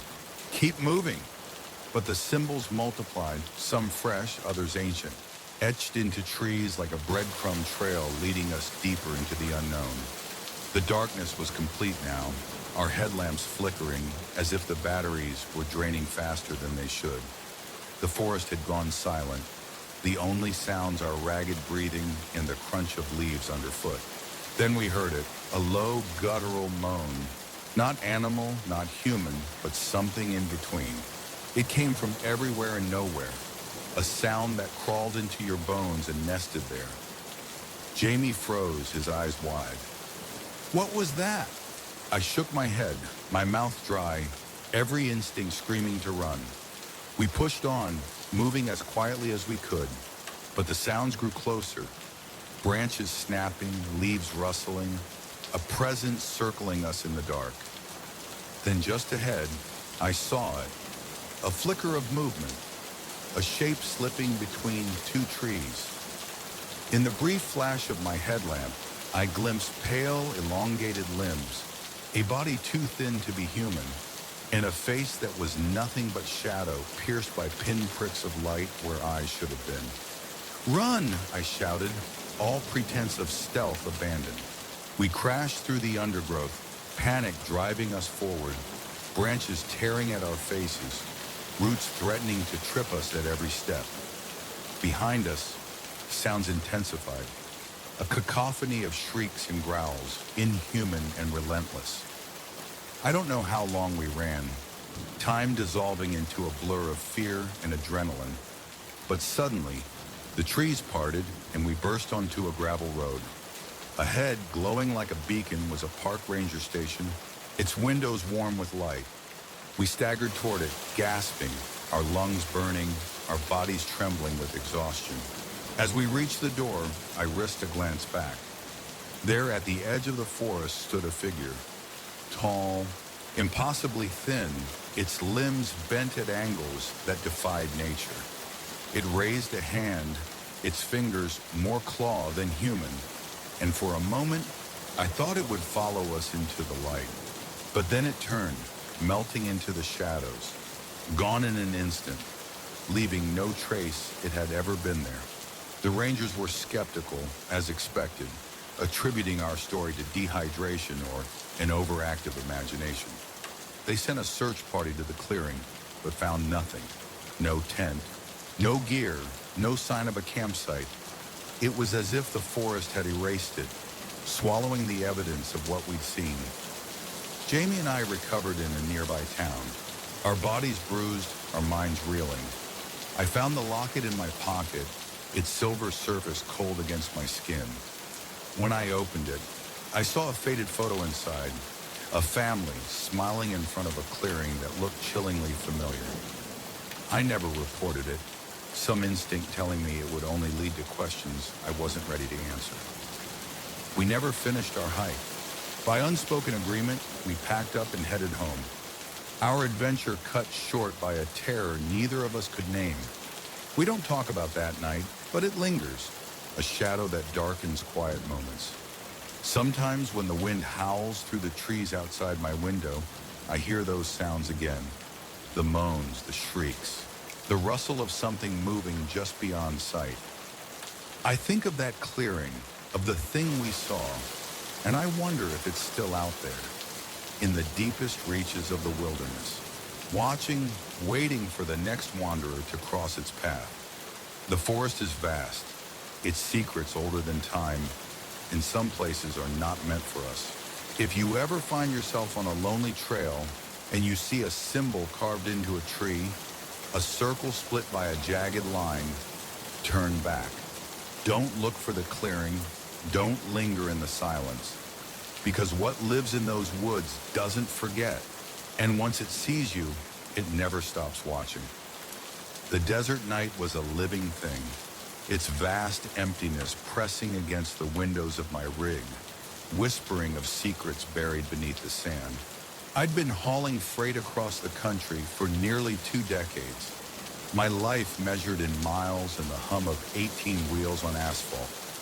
My name is Jack, and I'd seen my share of strangeness on the lonely highways. Ghostly lights dancing in the distance, storms that appeared from nowhere, even shapes in the sky that defied explanation. But nothing, not a single moment in all my years behind the wheel, could have prepared me for the terror that unfolded on that moonless night in the heart of Nevada, when I picked up a hitchhiker whose fear was a contagion, and whose burden would haunt me long after the road ended. It was a routine run, Phoenix to Seattle, my trailer loaded with electronics that hummed faintly in the silence. The highway stretched before me, a black vein cutting through the desert's desolate sprawl, illuminated only by the twin beams of my headlights. The radio kept me company, crackling with old country ballads and the occasional rant from a late-night host, spinning tales of alien abductions. I was halfway through Nevada, the clock ticking past 1 a.m., when I saw him, a lone figure by the roadside, his silhouette stark against the starless sky. His thumb was out, his posture hunched, as if the weight of the night was pressing him into the earth. I don't usually pick up hitchhikers. Too many stories, too many risks, knives in the dark, scams that leave you stranded. But something about this guy tugged at me. A flicker of pity, or maybe just the loneliness of the road. He looked lost, his jacket flapping in the chill desert wind, his eyes catching the glow of my headlights like those of a cornered animal. Before I could second-guess myself, I eased the rig onto the shoulder, the gravel crunching under my tires. "Where are you headed?" I called, leaning across the cab as he approached. "Anywhere but here," he replied, his voice a ragged whisper, barely audible over the idling engine. I should have driven away then, should have trusted the prickle of unease that ran down my spine. But instead, I jerked my head toward the passenger seat. "Hop in. I'm going to Seattle. That work?" He climbed up, bringing with him the smell of dust and something sharper, something metallic and wrong, like blood or rust. Up close, he was younger than I'd thought. Mid-20s maybe, with shaggy brown hair and eyes that darted nervously around the cab, never settling. "I'm Jack," I said, pulling back onto the highway, the rig's engine roaring to life. "Mike," he muttered, his gaze fixed on the darkness outside. "Thanks for the ride." His words were clipped, his body tense, as if he expected something to leap from the shadows at any moment. I tried to make small talk, asking where he was from, what brought him out here, but his responses were curt, single syllables that shut down every attempt. Eventually I gave up, letting the radio fill the silence, its static-laced tunes a thin shield against the growing tension in the cab. We drove for an hour, the miles slipping away under the wheels, the desert unchanging, a sea of sand and scrub stretching to infinity. Mike had slumped against the window, his breathing slowing, his body relaxing into sleep. I turned the radio down, not wanting to disturb him, and focused on the road, the white lines blurring into a hypnotic rhythm.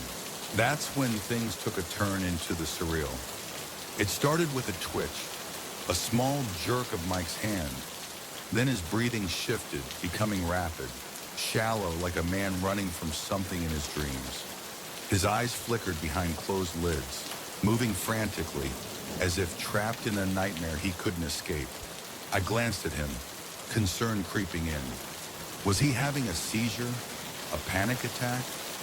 I was about to shake him awake when he started muttering, his voice low and feverish. No, please, don't let it find me." The words were laced with a raw, primal fear that sent a chill through me, raising the hairs on my arms. "Hey, buddy," I said, reaching out to nudge his shoulder. "Wake up. You're dreaming." But he didn't stir. His muttering grew louder, more desperate, his body twitching in the seat. "It's coming. Oh, God. It's coming. Can't you see it? Can't you see its eyes?"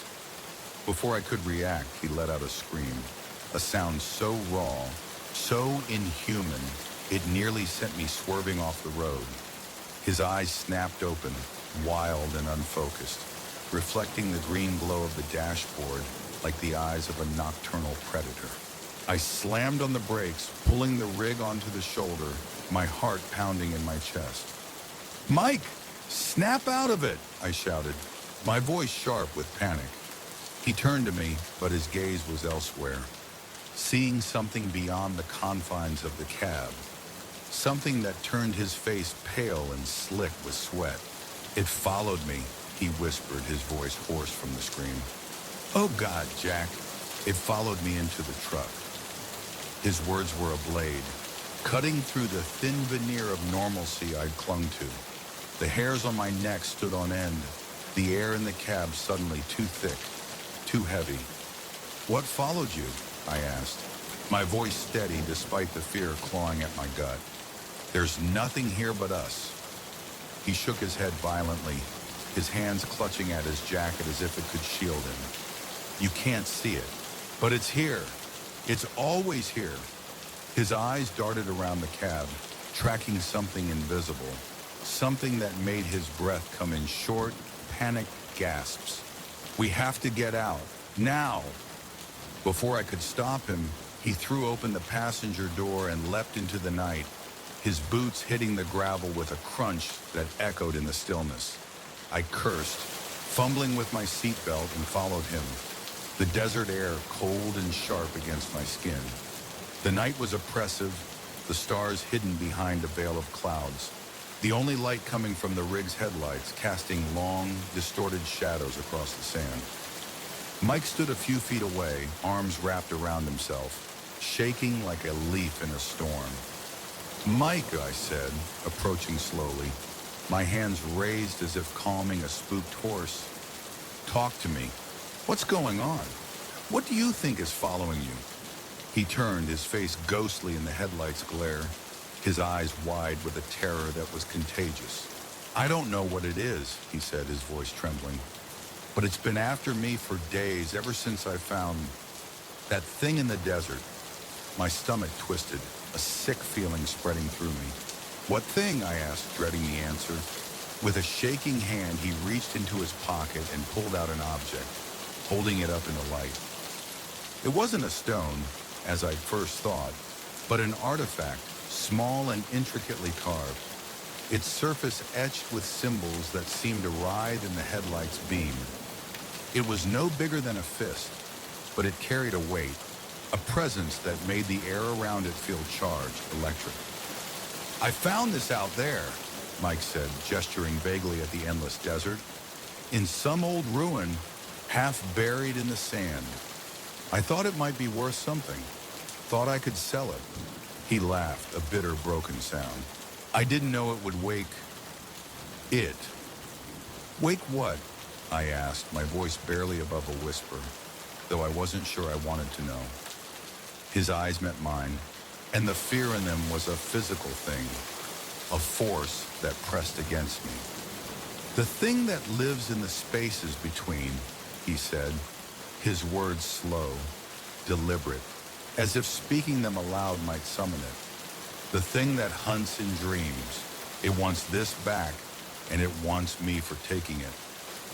I wanted to tell him he was crazy, that he'd had a nightmare, that there was no monster stalking him through the desert, but the conviction in his voice, the raw terror in his eyes, made it impossible to dismiss. The artifact in his hand seemed to pulse, its symbols shimmering, drawing my gaze despite myself. "Okay," I said, forcing calm into my voice. "So we get rid of it, throw it away, bury it, whatever, done." Mike shook his head, his face crumpling. "I've tried. It doesn't work like that. It's, attached to me now. The only way to get rid of it is to pass it on, to make someone else take it." His words hit me like a punch, the implication sinking in. I took a step back, suddenly aware of how alone we were, how vast the desert stretched around us. "That's why you were hitchhiking," I said, my voice hardening. "You were looking for someone to dump this on." He nodded, tears streaming down his face, his shoulders shaking. "I'm sorry, Jack. I'm so sorry. I didn't want to, but I can't take it anymore. The dreams, the visions, it's driving me insane." He held out the artifact, his hand trembling, his eyes pleading. Please, just take it. You'll see. You'll understand. For a moment, I was tempted. The artifact called to me, its symbols swirling in a hypnotic dance, promising answers, power, something I couldn't name. But then I snapped out of it, shaking my head. No, I said firmly. I won't do it, Mike. But I'll help you. We'll figure this out together. Find a way to get rid of it without passing it on. He stared at me, his expression a mix of hope and despair, then slowly nodded. Okay, he whispered. Okay, we'll try. We climbed back into the rig, the artifact wrapped in a rag and stowed in the glove compartment, its presence a weight that pressed against the edges of my awareness. As we pulled onto the highway, the night seemed darker, the shadows deeper, the desert vast and unforgiving. More than once, I thought I saw something moving at the edge of my headlights. Something tall, thin, with too many limbs keeping pace with the rig despite its speed. I told myself it was my imagination, a trick of exhaustion, but the fear lingered, a cold knot in my chest. I dropped Mike off in Reno, his face pale but determined as he promised to find an expert, someone who could break the curse. I gave him my number, made him swear to call and let me know he was okay. That was 3 months ago, and I haven't heard from him since. The artifact stayed with him, but its shadow stayed with me. I kept driving, my routes carefully chosen to avoid long, empty stretches of highway, my nights spent in well-lit truck stops. But the memories of that night cling to me, vivid and unyielding. Sometimes on long hauls through the desert, I find myself scanning the roadside, half expecting to see Mike standing there, thumb out, his eyes pleading. And sometimes in the liminal space between sleep and waking, I see shapes in the shadows of my room, tall, twisted figures with too many eyes watching from the corners. I tell myself it's just my mind, still reeling from that strange encounter. But deep down, I know better. Whatever was hunting Mike that night, whatever lived in his dreams, it's still out there, waiting in the spaces between, its gaze fixed on the world of the living. The highways are long, the nights endless, and some things don't let go once they've marked you. If you ever see a hitchhiker on a lonely desert road, his eyes wild with fear, think twice before you stop. Because some burdens are more than they seem, and some passengers bring more than just their stories. They bring the things that hunt them, and those things are always hungry. The air was thick with the scent of earth and decay, a heavy, cloying weight that clung to my skin as I sorted through the relics of a bygone era. Willow Creek Farm sprawled around me, its fields golden under the July sun, its barns sagging under the weight of years. My name is Sam, and I'd been here only a month, a fresh-faced college grad with an agriculture degree and dreams of taming this land into something of my own. The farm belonged to Mr. Harrison, a gruff widower whose children had long since fled to the city, leaving him alone in a farmhouse that creaked with memories. He was a man of few words, his instructions clipped, his eyes always scanning the horizon as if expecting something to emerge from the fields. I threw myself into the work, mending fences, tending cattle, planting rows of corn, hoping to prove myself, to carve a future from this soil. But beneath the surface of this quiet rural life, something dark was stirring, and I was about to unearth it. It was a sweltering afternoon, the kind that turned your shirt to a second skin and made the air shimmer with heat. Mr. Harrison had tasked me with clearing out one of the old barns, a cavernous structure that loomed at the edge of the property, its weathered boards groaning in the wind. Been meaning to do it for years, he grumbled, his voice rough as gravel. Sort what's worth keeping, burn the rest. I nodded, wiping sweat from my brow, and set to work. The task a welcome distraction from the monotony of farm life. Inside the barn was a tomb of forgotten things. Rusted plows, moldering sacks of grain, furniture splintered by time. Dust motes danced in the shafts of sunlight that pierced the gaps in the walls, and the air carried a faint chemical tang, sharp and unsettling, like antiseptic left too long in the open. I worked methodically, piling junk near the door, my mind wandering to plans for the farm, to the life I hoped to build here. Hours passed, the heat pressing harder, my muscles aching from the labor. Then as I dragged a broken chair across the floor, my boot caught on a loose board, nearly sending me sprawling. I cursed, kneeling to inspect it, expecting a nail or a warped plank. But the board shifted under my touch, revealing a hollow space beneath, a secret the barn had kept for decades. My pulse quickened, curiosity overriding the fatigue. I pried the board free, the wood splintering in my hands, and peered into the darkness. There, wrapped in oilcloth, was a rectangular object, its edges sharp against the gloom. I glanced over my shoulder, a prickle of guilt crawling up my spine. Though Mr. Harrison was miles away in the fields, the barn was silent, save for the creak of settling beams, but I felt watched, as if the shadows themselves were holding their breath. I reached in, my fingers brushing the cloth, and pulled out a leather-bound journal, its cover cracked but intact, preserved by the cool, dry air of its hiding place. It was heavier than it looked, its pages yellowed, exuding a musty scent that spoke of years untouched. I opened it, my heart thudding, expecting a farmer's ledger, records of crops or livestock. But the words that greeted me were anything but ordinary, their spidery handwriting weaving a tale of madness that would shatter my sense of the world. The journal belonged to Dr. Elliot Harrison, dated 1954, and it was no farmer's diary. Its pages were a labyrinth of scientific notes, diagrams, and feverish musings, detailing experiments that pushed beyond the boundaries of ethics and sanity. Dr. Harrison, Mr. Harrison's father, had been no mere grower of corn. He was a visionary obsessed with reshaping life itself.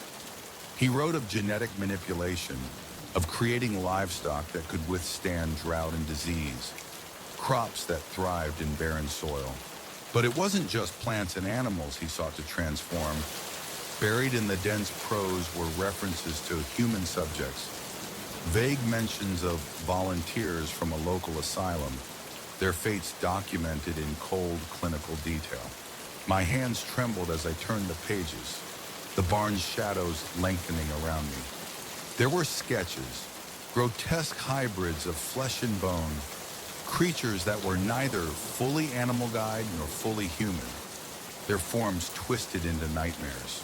Descriptions of failed experiments filled the margins, each failure a step closer to Dr. Harrison's elusive breakthrough. His words grew more erratic, his handwriting tighter, as if the act of writing could contain his obsession. "The potential is limitless," he wrote, "to rewrite the code of life, to forge a new order. This is my legacy." But beneath the ambition was a growing dread, a sense that he'd crossed a line from which there was no return. The final entry, dated 1963, was a confession, scrawled in a hand that shook with terror or guilt. "It's done. The experiment succeeded, but at what cost? They're out there now, in the woods, in the fields, hiding from the light. I hear them at night, their claws scratching at the walls, their voices whispering my sins. God forgive me for what I've created." I snapped the journal shut, my breath ragged, the barn suddenly too small, too dark. This couldn't be real. It had to be a hoax. The ravings of a madman, a story meant to scare or deceive. But the weight of the journal, the precision of the sketches, the chemical smell that lingered in the air, they spoke of a truth I couldn't dismiss. Memories of the farm's oddities flooded back, unbidden and chilling. The strange noises I'd heard at night, dismissed as coyotes or wind. The patches of land Mr. Harrison had warned me to avoid, his tone curt, his eyes evasive. The way the cattle would sometimes freeze, their heads turned toward the woods, as if sensing something I couldn't see. I shoved the journal back into its hiding place, my hands shaking, and stumbled outside, the sunlight harsh against my eyes. The fields stretched before me, golden and serene, but they felt different now, tainted by the knowledge of what might lurk beneath. Mr. Harrison was waiting when I emerged, his figure silhouetted against the setting sun. "Making progress?" he asked, his voice neutral, but his eyes narrowed, as if he sensed the shift in me. I nodded, my throat dry, forcing a smile. "Yeah, just getting there. It's hot in there. Needed a breather." He studied me for a moment, his gaze piercing, then nodded. "Don't work too hard. Come up to the house when you're done. I'll fix us some supper." I watched him walk away, his boots kicking up dust, and wondered, did he know? Had he read the journal, felt its weight, heard the scratches in the night? That evening, over a meal of fried chicken and cornbread, I tried to act normal, but my mind was elsewhere. Replaying the journal's words, the sketches burned into my memory. Mr. Harrison ate in silence, his fork scraping against the plate, his eyes fixed on some distant point. I wanted to ask him about his father, about the experiments, but the words wouldn't come. What could I say without sounding unhinged? Instead, I excused myself early, claiming exhaustion, and lay awake in my bunkhouse, the journal's secrets gnawing at me. The next morning, I returned to the barn, unable to resist the pull of the truth. I retrieved the journal and read it again, each page deepening my horror. There were mentions of containment failures, of creatures escaping into the surrounding woods, their forms adapting, surviving. Dr. Harrison had tried to destroy them, but they were too resilient, too cunning. I thought of the farm's isolation, its borders fringed by dense forest, and felt a chill that had nothing to do with the morning air. Were they still out there, watching from the shadows? Their existence a stain on this land? I knew I had to act. I wrapped the journal in its oilcloth and drove to town, my heart pounding as I handed it over to the sheriff's office. The deputies were skeptical at first, their questions laced with doubt, but the journal's contents were too disturbing to ignore. By noon, the farm was crawling with police, their radios crackling, their boots trampling the fields I'd worked so hard to tend. Mr. Harrison watched from the porch, his face unreadable, as forensic teams combed the barn and the surrounding land, searching for evidence of crimes long buried. The investigation stretched into weeks. The farm transformed into a crime scene, its quiet rhythm shattered. I was questioned repeatedly, my story dissected, my connection to the land scrutinized. Mr. Harrison was cooperative but distant, his answers vague, his eyes haunted by something I couldn't name. The police found no physical evidence, no bones, no traces of the creatures described in the journal. But the document itself was enough to reopen old cases, to stir whispers of missing persons and unexplained sightings in the area. Eventually, the search ended, the police withdrawing with nothing to show for their efforts. I returned to the farm, but it was no longer a place of promise. The fields felt alive with unseen eyes, the woods a labyrinth of threats I couldn't face. Mr. Harrison grew quieter, his presence a reminder of the legacy we'd uncovered. I avoided the barn, the spot where the journal had lain, as if disturbing the earth again might summon something worse. The farm was supposed to be my fresh start, a canvas for my dreams, but it's become a prison, its soil soaked in secrets. I hear things now in the dead of night, scratches at the walls, whispers in the wind, the rustle of something moving through the corn. I tell myself it's my imagination, a product of the journal's horrors, but I know better. Whatever Dr. Harrison created, whatever escaped into the wild, it's still here, part of this land, part of me. I keep working, planting, harvesting, because it's all I know how to do. But every time I drive a plow or sink a shovel into the earth, I brace myself, half expecting to uncover another relic, another truth. Some secrets are better left buried, but this one has taken root, entwining itself with the farm, with my life. And as the seasons turn, I can't shake the feeling that the things in the woods are waiting, patient and hungry, for the moment I let my guard down. The forest was a living cathedral, its towering evergreens stretching toward a sky that bled green through their needles. The Olympic National Forest was a photographer's dream, a realm of moss-draped giants, hidden waterfalls, and light that danced like spirits on the forest floor.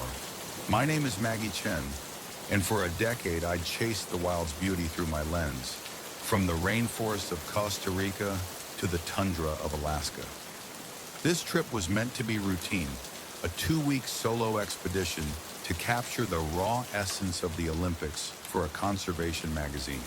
I craved the solitude, the chance to lose myself in nature's embrace, far from the noise of the world.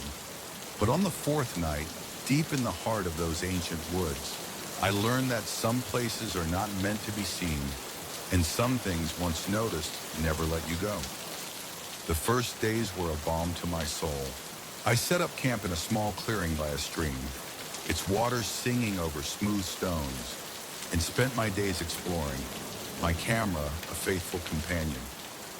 The forest was alive with texture and color, ferns curling like emerald spirals, mushrooms glowing in the undergrowth, the air heavy with the scent of pine and earth. I photographed deer grazing in dawn's mist, ravens perched on gnarled branches, and sunlight piercing the canopy in golden shafts.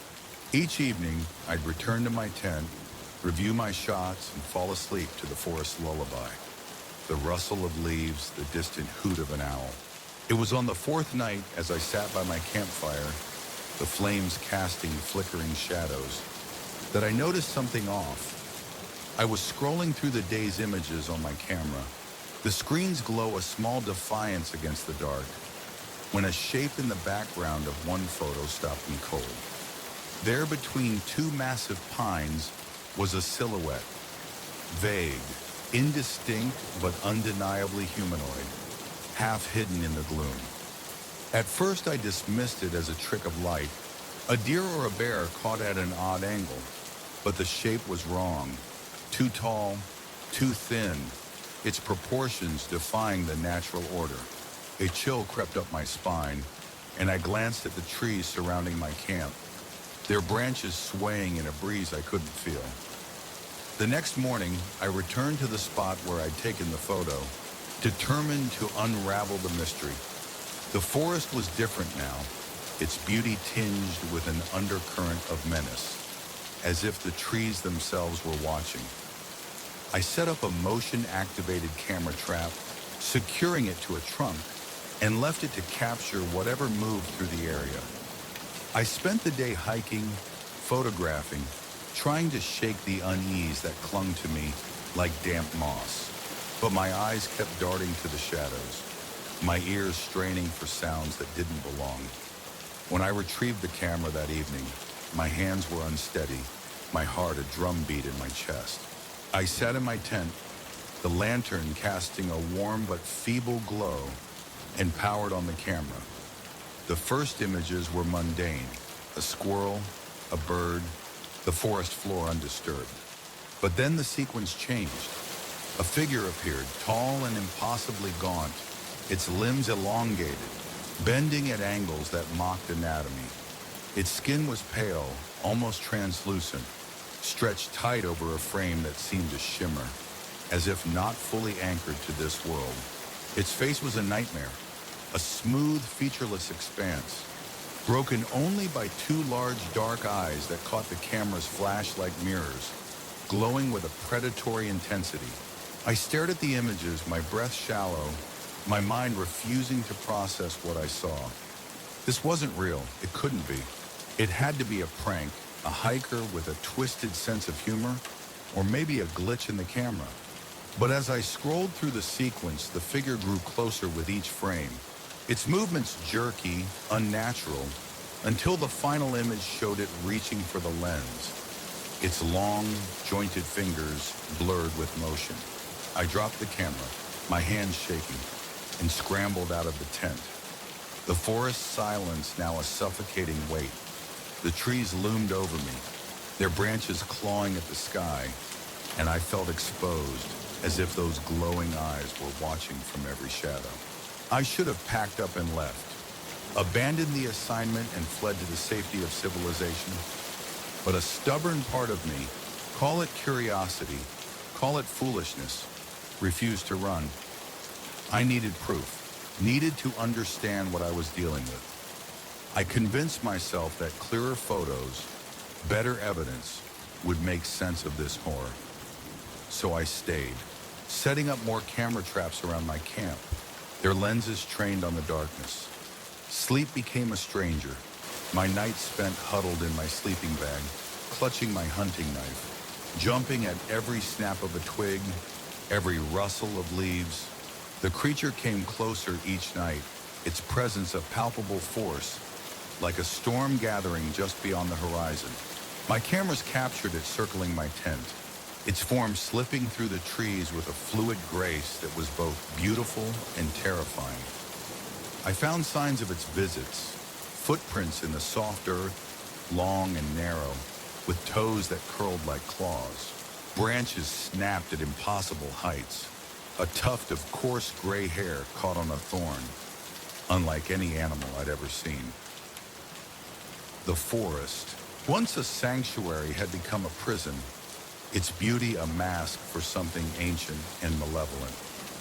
I ventured deeper during the day, following trails of broken branches and those eerie footprints. Driven by an obsession to know more, I found places where the undergrowth was crushed, as if something heavy had lain there, watching. The air in those spots was thick, charged with a static hum that made my skin crawl. I told myself I was documenting a discovery, that my photos could change how we saw the world. But deep down, I knew I was spiraling, my sanity fraying under the weight of what I'd seen. It all came to a head on what should have been my final night in the forest. I'd planned to hike out at dawn, my assignment complete, my nerves shot. I set up my cameras for one last night, hoping for that definitive shot, the one that would prove I wasn't mad. Exhausted, I must have dozed off, because I woke with a start in the pitch black of my tent. The forest's usual chorus, crickets, owls, the whisper of wind, gone silent. Something was outside, its presence a weight that pressed against the nylon walls. I heard it moving, soft but deliberate, circling, sniffing, the sound so close I could almost feel its breath. I lay paralyzed, my knife useless in my grip, my heart hammering so loud I was sure it could hear. The zipper of my tent began to move, inch by agonizing inch, the sound a slow, deliberate torture. I watched, eyes wide in the dark, as the opening widened, revealing nothing but blackness beyond. Then a hand slipped through. Not human, not animal, but something else. Its fingers too long, too many jointed, pale as moonlight and trembling with intent. It paused, as if savoring my fear, then reached for my camera, which lay beside my sleeping bag. Survival instinct broke my paralysis. I lunged, snatching the camera away, and kicked at the tent wall, tearing through the fabric with a desperate heave. I tumbled into the night, the cold air a shock against my skin, and ran, clutching the camera to my chest. The forest was a maze of shadows, branches whipping at my face, roots snaring my feet. But I didn't stop. Behind me, I heard it pursuing, not running, but moving with a terrible swiftness, a shadow flowing through the trees like smoke given form. Its presence was a pressure, a hunger that drove me forward, my lungs burning, my legs screaming. I don't know how long I ran, time dissolving into a blur of terror, but finally I saw lights ahead, a ranger station, its glow a beacon of salvation. I burst from the tree line, gasping, sobbing, my body collapsing as I reached the door. The ranger on duty, a grizzled man with kind eyes, took one look at my torn clothes and wild expression and ushered me inside, locking the door behind us. I babbled my story, the words spilling out in a frantic rush, but his face remained skeptical, his questions gentle but probing. Had I been alone too long? Was I dehydrated, hallucinating? When they asked to see my camera, I handed it over with trembling hands, certain the images would vindicate me. But as I scrolled through the photos, my heart sank. Where there should have been dozens of shots of that otherworldly being, there was nothing. Just trees, shadows, the mundane beauty of the forest. Even the photos from that final night, the ones I was sure had captured that pale hand, were gone, replaced by empty frames. I stared at the screen, my mind reeling, the ranger's concern deepening. Had I imagined it all? Had 2 weeks of solitude broken me, conjuring horrors from the depths of my psyche? But then, in the very last image, I saw it, barely visible, half hidden behind a tree, a figure, tall and thin, its form blurred but unmistakable. And though the photo was grainy, I could swear it was smiling, its mouth a slash of darkness that stretched too wide.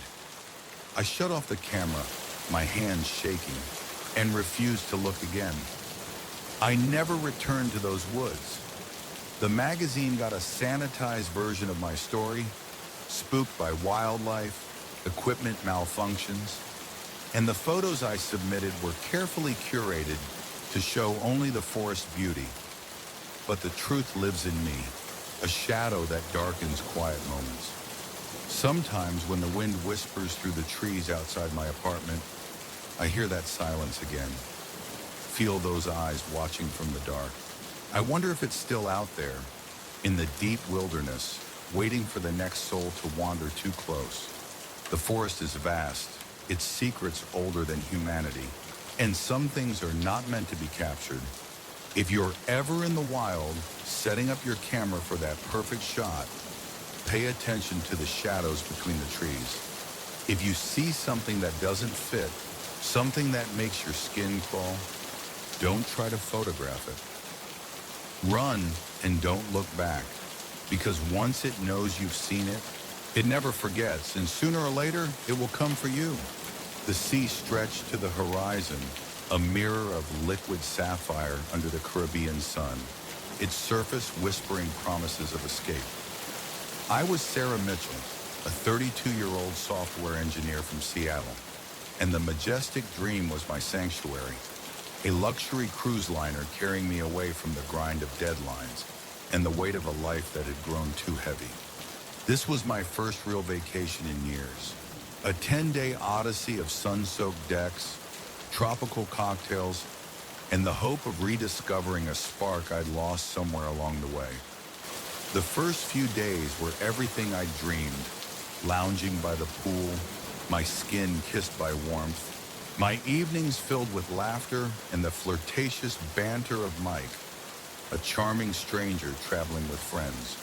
But on the fourth night, in the glittering chaos of the captain's dinner, a single glance across the dining room shattered my idyllic escape, plunging me into a mystery that would make me question the very fabric of reality. I dressed for the occasion, my new sapphire blue gown catching the light as I navigated the grand dining room, its chandeliers casting prisms across polished tables. The air buzzed with conversation, the clink of glasses, the hum of a string quartet weaving through the crowd. I paused by a massive gilt-frame mirror to adjust my hair, my reflection familiar yet softened by the glow of the evening. That's when I saw her, a woman who could have been my twin, standing across the room, her shoulder-length brown hair, her green eyes, even the tiny scar above her left eyebrow mirroring my own. For a heartbeat, I thought it was my reflection, a trick of the mirror's angle. But then she moved, her head tilting, her lips curling into a smile that was both intimate and alien. Our eyes locked, and the world seemed to tilt, the din of the dining room fading to a distant hum. I froze, my breath catching, my mind scrambling for an explanation. A doppelganger? A prank? A hallucination born of too many Mai Tais? She raised a hand, waving as if we were old friends, her gesture casual yet deliberate. My heart pounded, a cold sweat prickling my skin. This wasn't possible. People didn't just meet their exact doubles. Not like this. Not with every detail, down to the scar I'd earned falling off a bike at 10, replicated with eerie precision.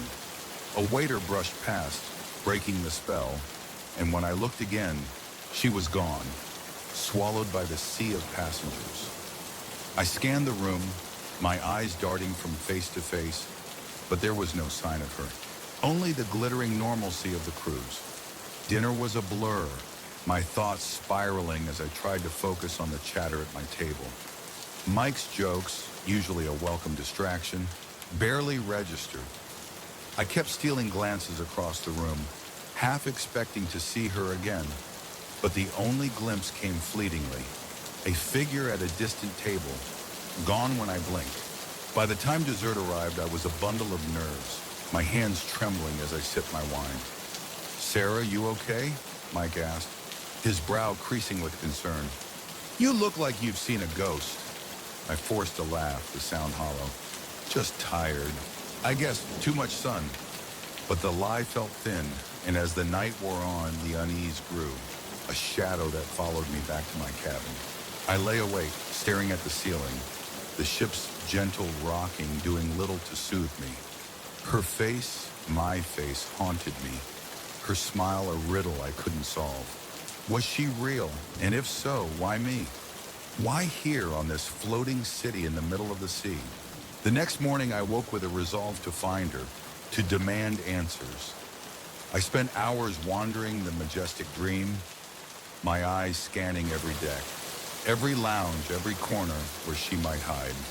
The ship was a labyrinth of opulence, marble staircases, glass-walled restaurants, pools that sparkled like jewels. But she was nowhere. Passengers laughed and sipped cocktails, oblivious to the storm brewing in my mind. By late afternoon, exhaustion set in, my hope fading, until I caught a glimpse of her in a hallway, her blue dress a flash of color as she turned a corner. I broke into a run, my sandals slapping against the polished floor. But when I reached the corridor, it was empty, the air heavy with the scent of salt and polish. That night, sleep eluded me, my dreams a kaleidoscope of mirrors, each reflecting a version of myself that wasn't quite right. Around 2 a.m., I gave up, pulling on a sweater and stepping onto the upper deck, where the moon hung low, its light silvering the waves. The ship was hushed, its corridors deserted. The only sound the distant thrum of engines and the whisper of the sea. I leaned against the railing, letting the cool air clear my head, when I heard footsteps, soft, deliberate, unmistakable. I turned, expecting Mike or a crew member, but my breath caught. It was her standing at the far end of the deck, watching me with eyes that were mine yet not. I took a step forward, my voice trembling. "Who are you?" She didn't answer, only tilted her head, her smile widening, a gesture that sent a shiver through me. I moved closer, drawn by a force I couldn't name, but she turned and slipped into the shadows, her form blending with the night. I stood there alone, the deck empty, the sea indifferent, and felt a crack in my reality, a sense that I brushed against something beyond comprehension. The next morning, I confided in Mike over breakfast, the words spilling out in a rush. The woman who looked like me, the chase through the ship, the encounter on the deck. His face clouded with worry, his fork pausing midair. "Sarah, that sounds intense. Maybe you're stressed, seeing things?" The mind can play tricks out here. His skepticism stung, but I pressed on. "She's real. Mike, I know what I saw. Help me find her." He agreed, though I could sense his doubt. and we spent the day investigating, questioning passengers, bribing a junior crew member to let us peek at security footage. But the tape showed nothing. No woman matching my description, no trace of her in the crowded dining room or the silent corridors.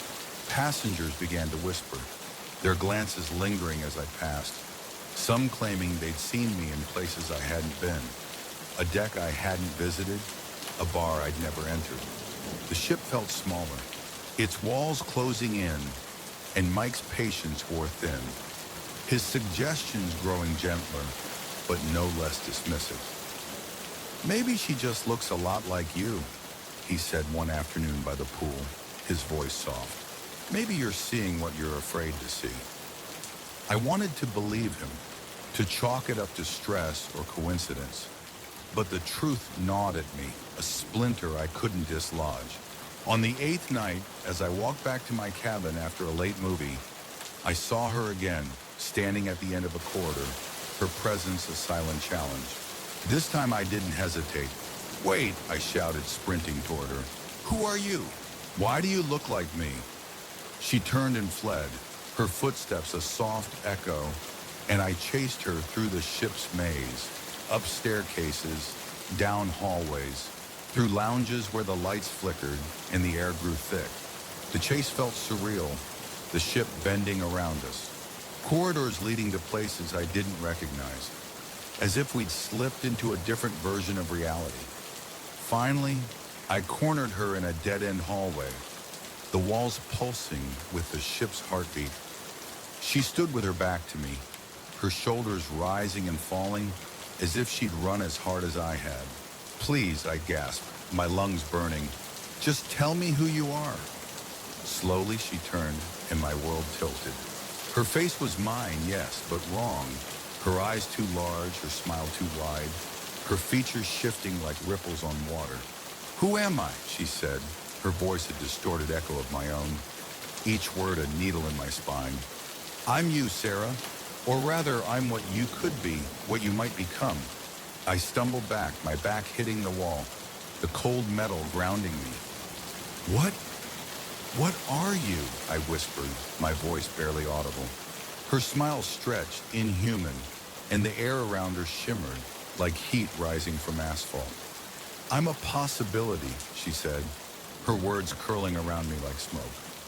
"This ship sails through places where realities touch, where versions of ourselves meet. I'm your other path, the one you didn't take." My mind reeled, grappling with her words.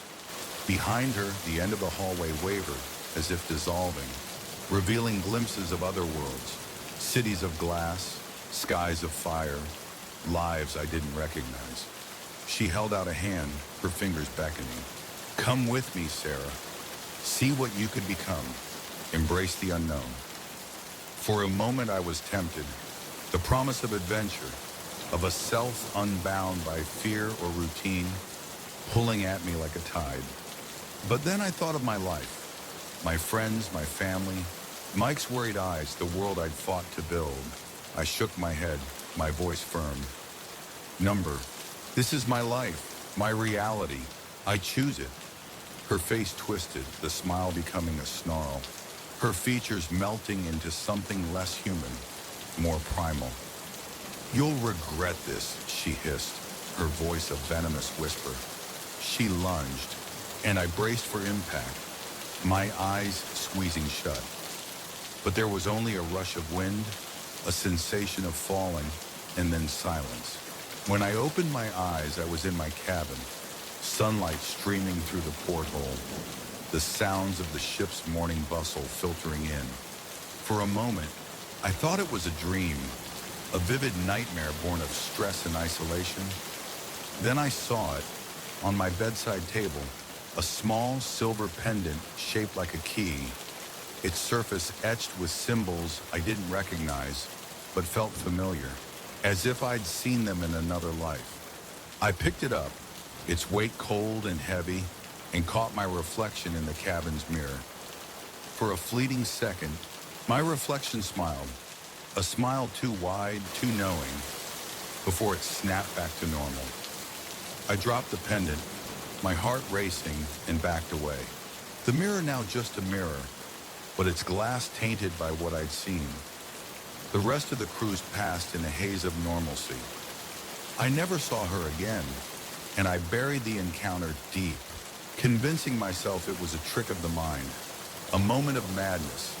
Mike and I grew closer, our flirtation blossoming into something real. And by the time we docked, we were making plans to meet back in the real world. But the pendant stayed with me, tucked into a drawer, its presence a quiet reminder of roads not taken. At night, I'd find myself staring at it, wondering about the other Sarah, the one who might have said yes, who might be sailing through worlds I'd never know. The majestic dream faded into memory, but the questions lingered. Was she real or was she me? A shadow of choices I'd refused. The sea holds its secrets, and so do I, carrying the weight of that silver key and the knowledge that somewhere, in the spaces between realities, another version of myself walks a different path. If you ever find yourself on a cruise and you catch a glimpse of someone who wears your face, think carefully before you follow. Because some mirrors show more than reflections. They show who you might become, and not all paths lead back home. The desert night was a vast, hungry void, its darkness swallowing the world beyond my headlights, leaving only the thin thread of highway to guide me. I was Jack, a freelance photographer, my life a patchwork of last-minute gigs and long drives, chasing deadlines across the sprawling map of America. This trip was no different. A cross-country haul from New York to Los Angeles.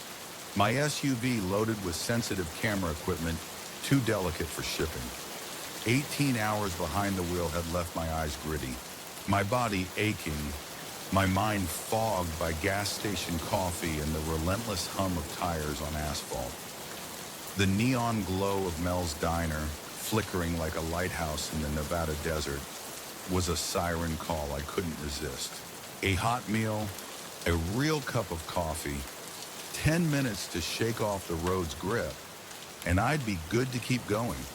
But as I stepped into that chrome and vinyl time capsule, a whispered warning and a vanishing door would plunge me into a nightmare that would forever change how I saw the night.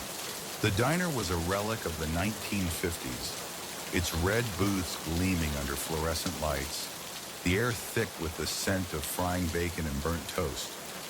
A jukebox in the corner crooned Buddy Holly, its notes weaving through the low hum of conversation. The place was surprisingly busy for 11:30 p.m. Truckers and late-night travelers hunched over plates, their faces etched with the weariness of the road. But something was off. The air crackled with tension, eyes darting to the large clock above the counter, hands ticking toward midnight with an almost audible wait.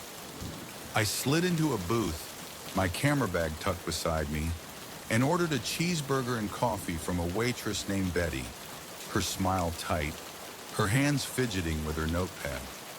As I waited, I tried to shake the road's haze, sketching absent-mindedly on a napkin, my mind drifting to the shots I'd capture in L.A. But the diner's atmosphere gnawed at me, whispers too low to catch, glances exchanged like coded signals. I leaned toward Betty when she brought my coffee, forcing a grin. Busy night, huh? You get a lot of late-night folks out here? Her eyes flicked to the clock. 11:37 now before meeting mine, her voice low. Yeah, it gets like this around this time. Look, you seem nice, so here's some advice. Eat fast and hit the road. You don't want to linger here too long. Her words landed like a stone in still water, rippling through my fatigue. What do you mean? I asked. But she was already moving, her apron swishing as she hurried to another table. I sat back, my coffee cooling, confusion mingling with a growing unease. That's when the trucker at the counter, a grizzled man with a face like weathered leather, turned to me, his voice a hoarse whisper. Whatever you do, don't be here at midnight.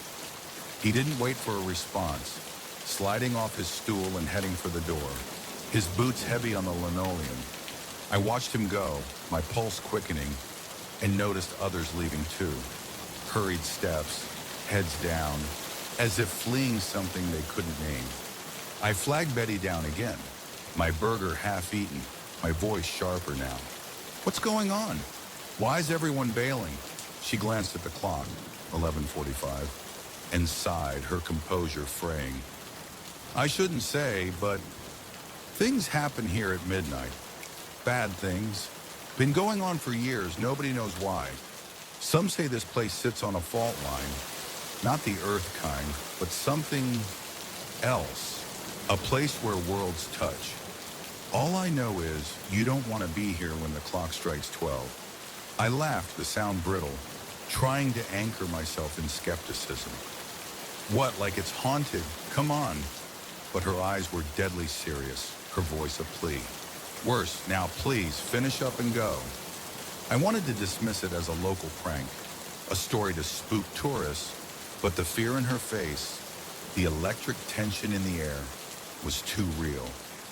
I gulped my coffee, tossed bills on the table, and stood intending to leave. But as I turned toward the entrance, my heart stopped.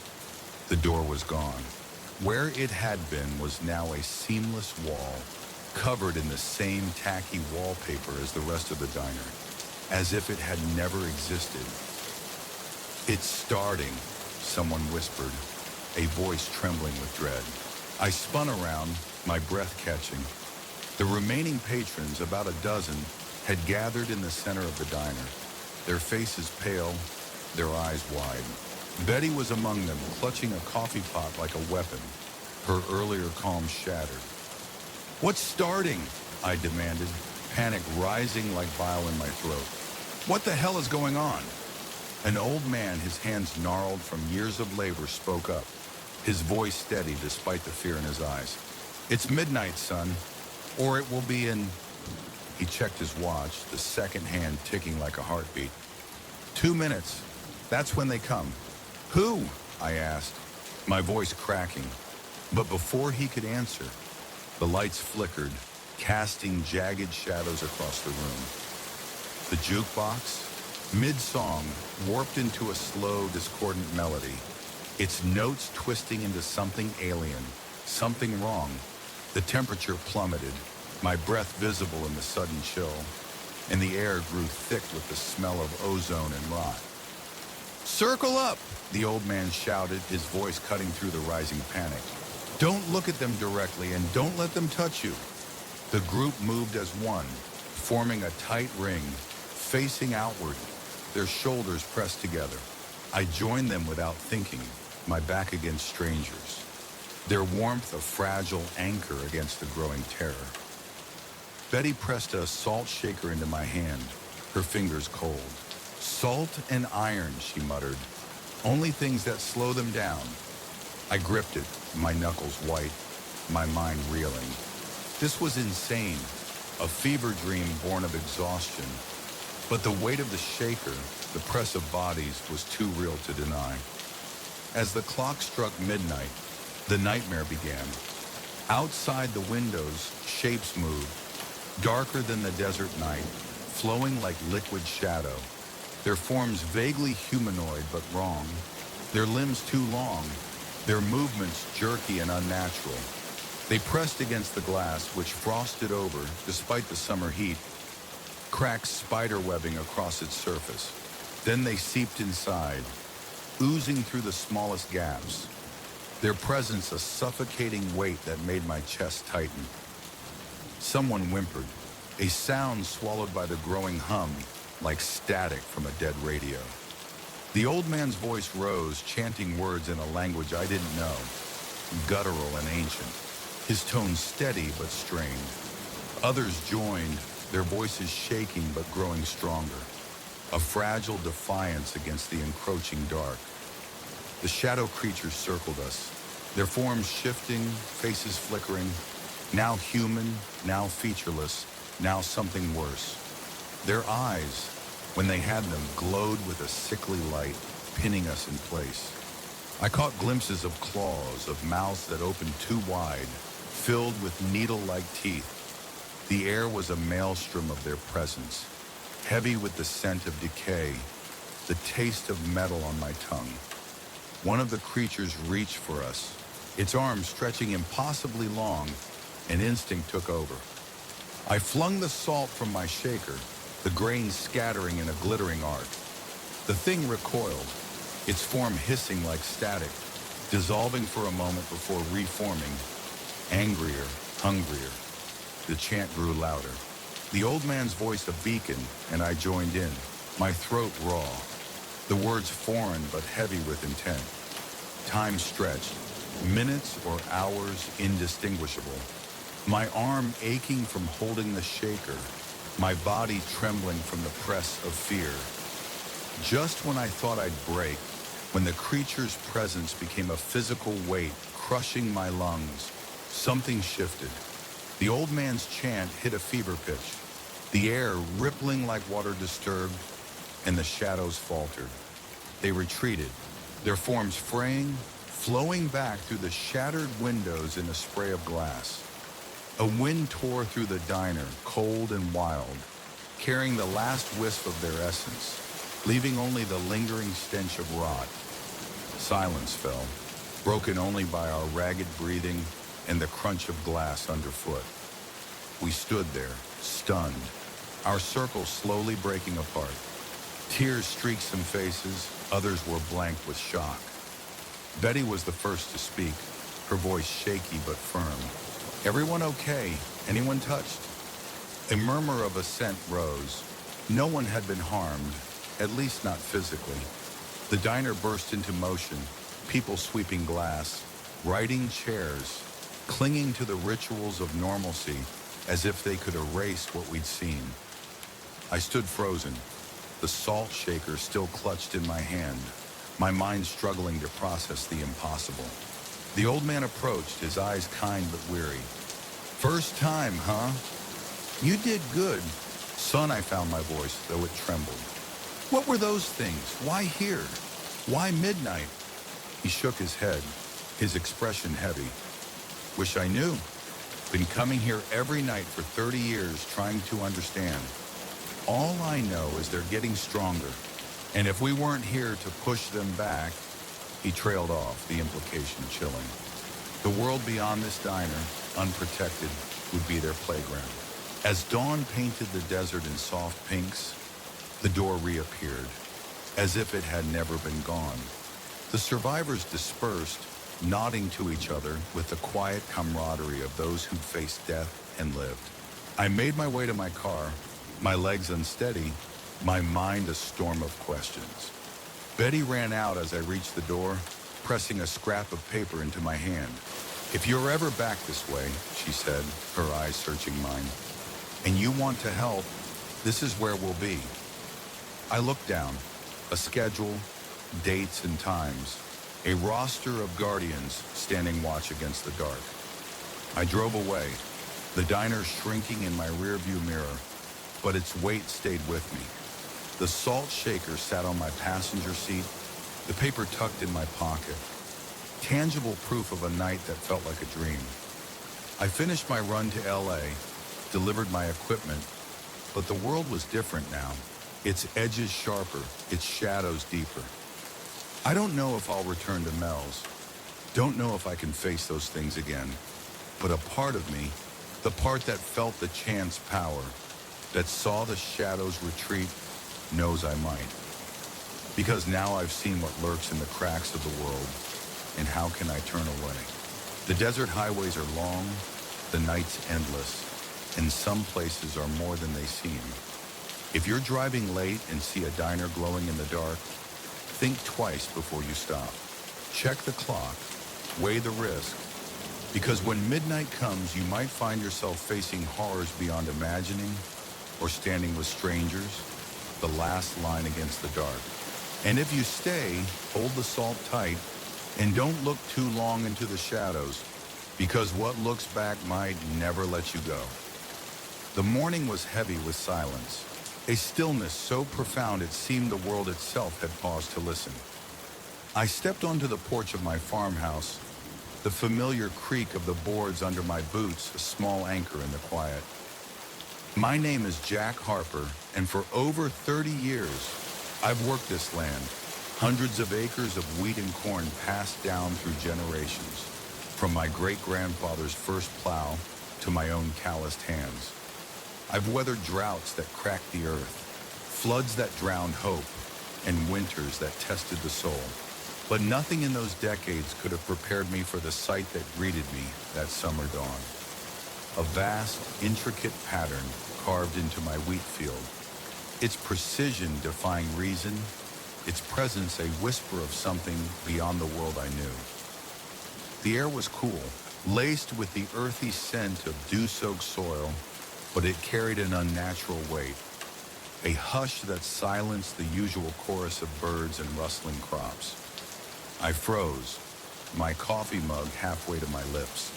As my eyes traced the design, a labyrinth of interlocking circles and crescents spiraling out from a central point, the wheat stalks bent and woven with an artistry no human hand could achieve. It covered nearly half my 100-acre field, a silent invasion that had appeared overnight, leaving no trace of its maker.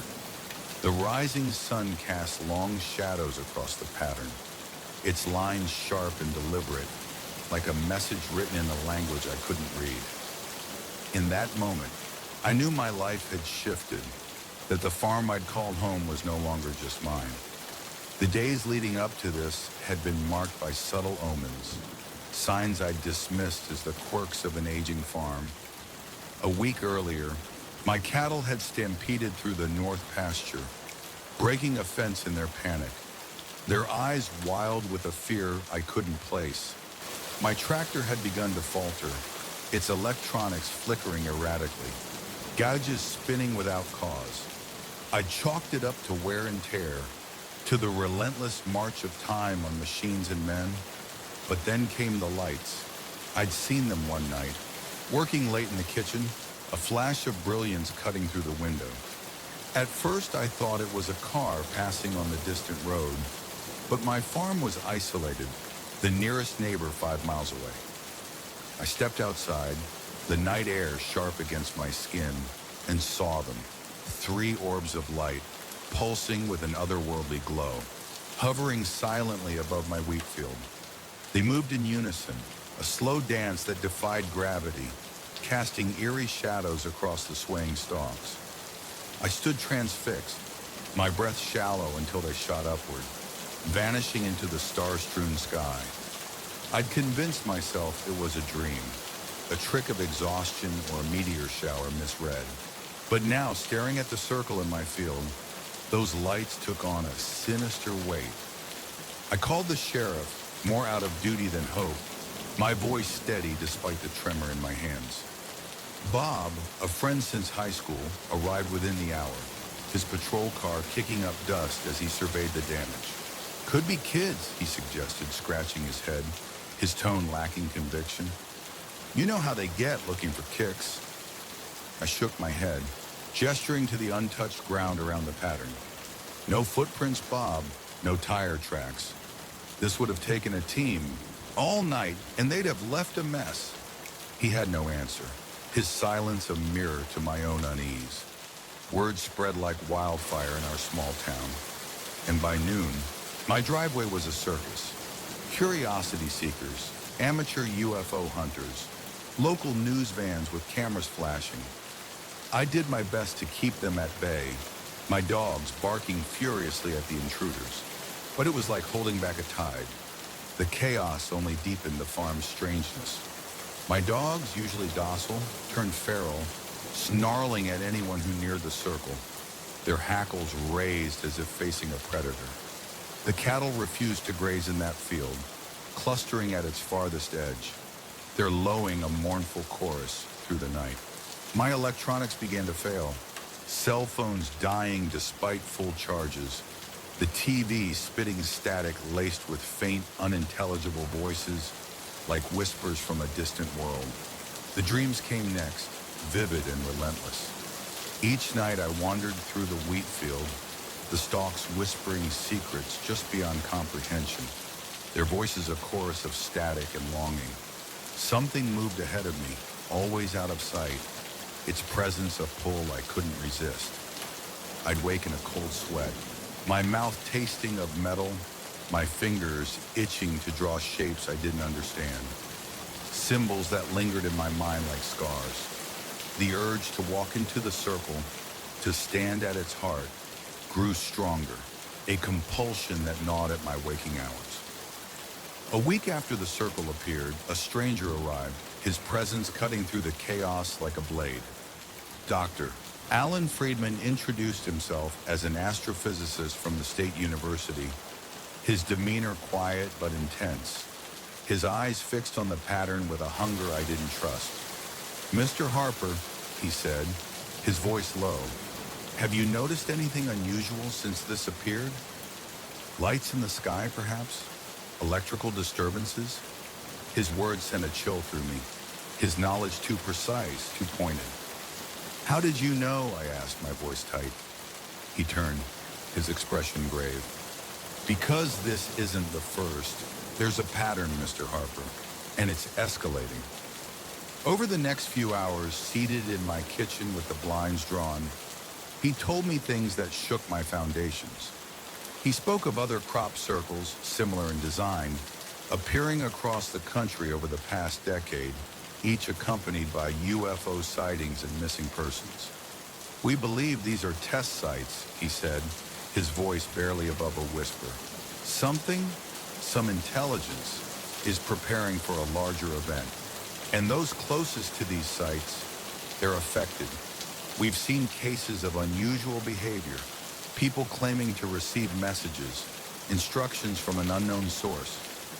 His words echoed my dreams, the whispers that haunted my sleep, and I felt the room spin, the familiar walls of my home suddenly foreign. "What do they want?" I asked, my mouth dry, my hands clenched into fists. Friedman shook his head. "We don't know, but you're in danger, Mr. Harper. These sites change people. Pull them towards something we don't understand. Let us set up monitoring equipment, and whatever you do, don't enter that field. No matter what you see, no matter what you hear, promise me." I promised. My voice hollow, but promises are fragile things when the world itself seems to unravel. Friedman's team descended, their cameras and sensors encircling the pattern like a siege line.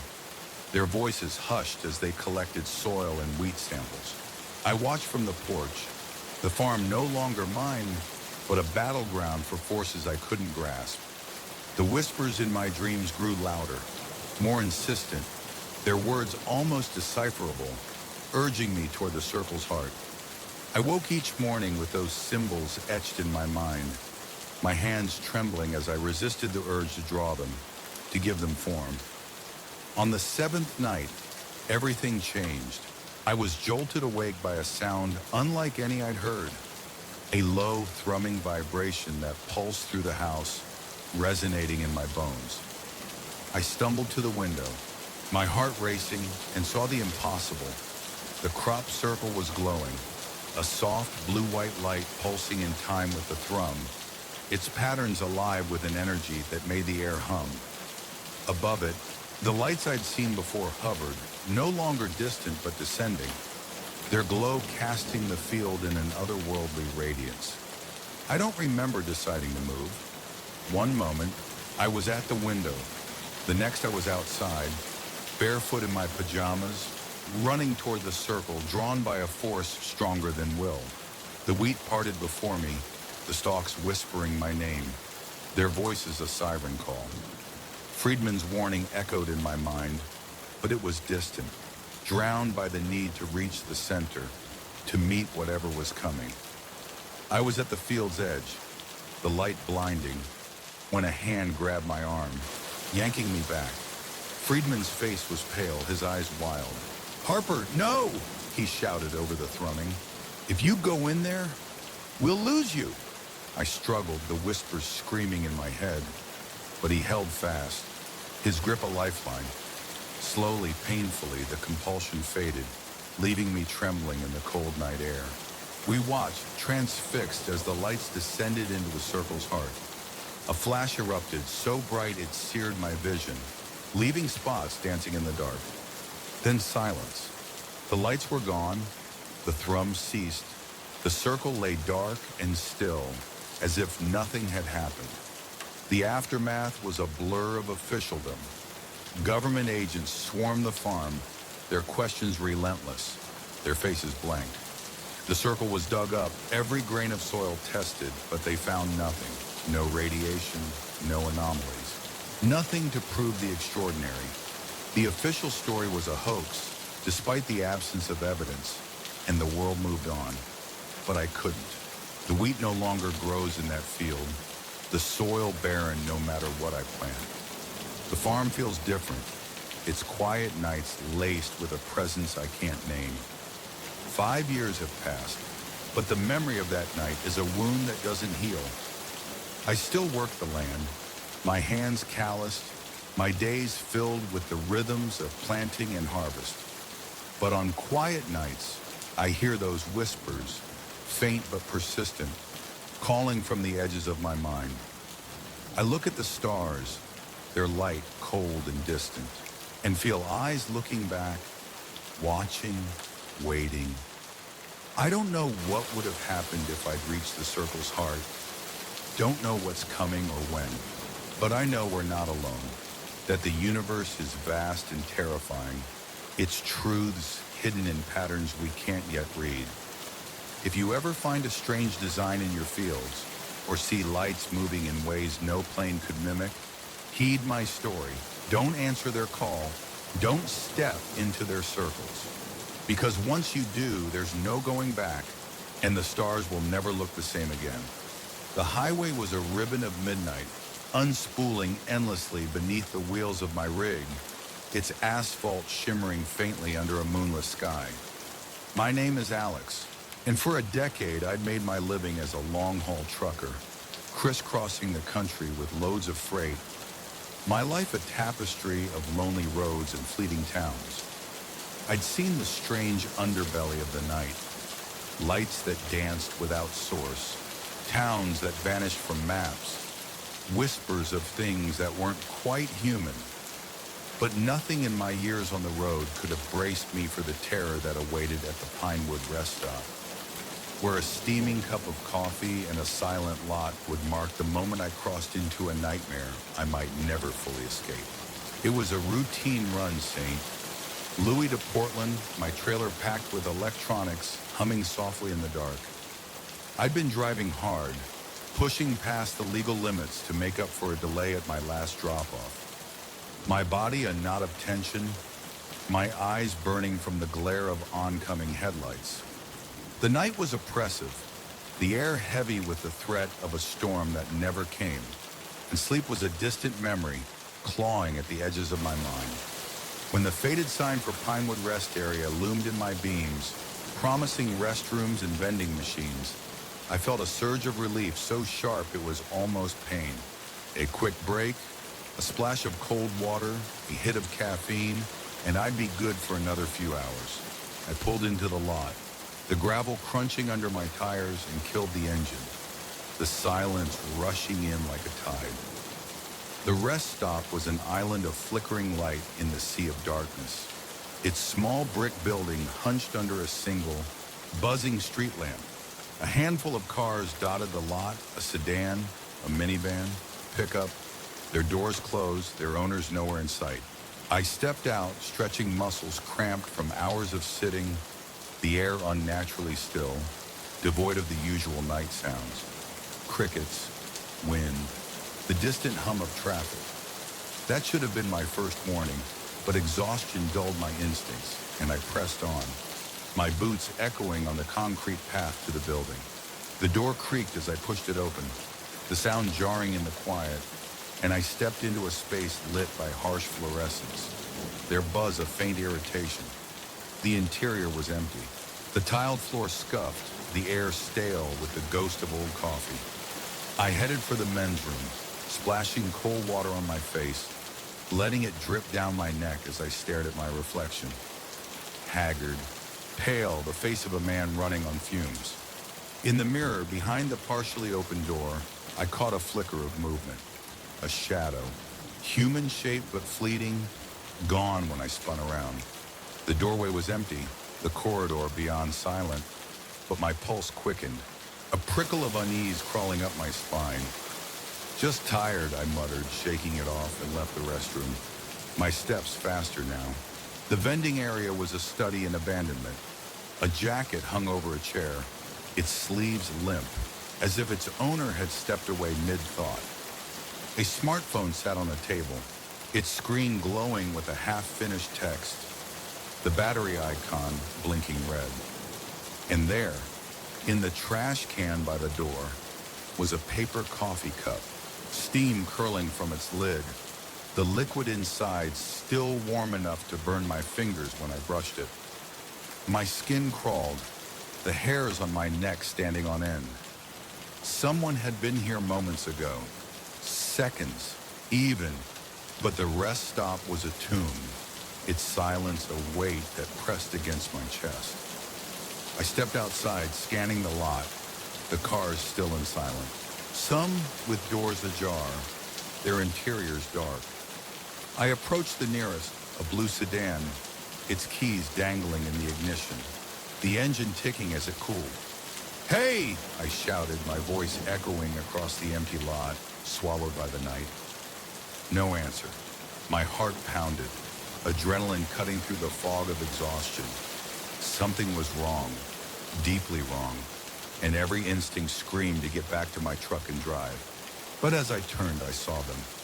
Tire tracks, fresh and deep, leading from one of the parking spots and stopping abruptly at the lot's edge, as if the car had been lifted into the air and carried away. Then from the corner of my eye, I caught movement. There, at the edge of the woods bordering the lot, stood a figure, human-shaped but off. Too tall, too thin, its proportions a mockery of nature. It was motionless, half hidden behind a gnarled pine, its gaze a physical weight that pinned me in place. For a long moment, we stood locked in that silent stare, predator and prey, until it raised a hand, its fingers unnaturally long, beckoning with a slow, deliberate grace. Terror surged through me, a jolt that broke the spell. I ran, sprinting toward my truck with a speed I didn't know I had, my boots pounding the gravel, my breath ragged. I fumbled for my keys, dropping them in my panic, scrabbling in the dirt to retrieve them. As I hauled myself into the cab, I risked a glance back. The figure was closer now, no longer hiding, its form illuminated by the rest stop's flickering lights. Its skin was pale, almost translucent, stretched tight over a frame that seemed to bend and shift. Its face smooth, featureless, save for deep-set eyes that glowed like a cat's, and a mouth that split its head in a jagged grin, bristling with needle-sharp teeth. I slammed the key into the ignition, the engine roaring to life, and threw the truck into gear.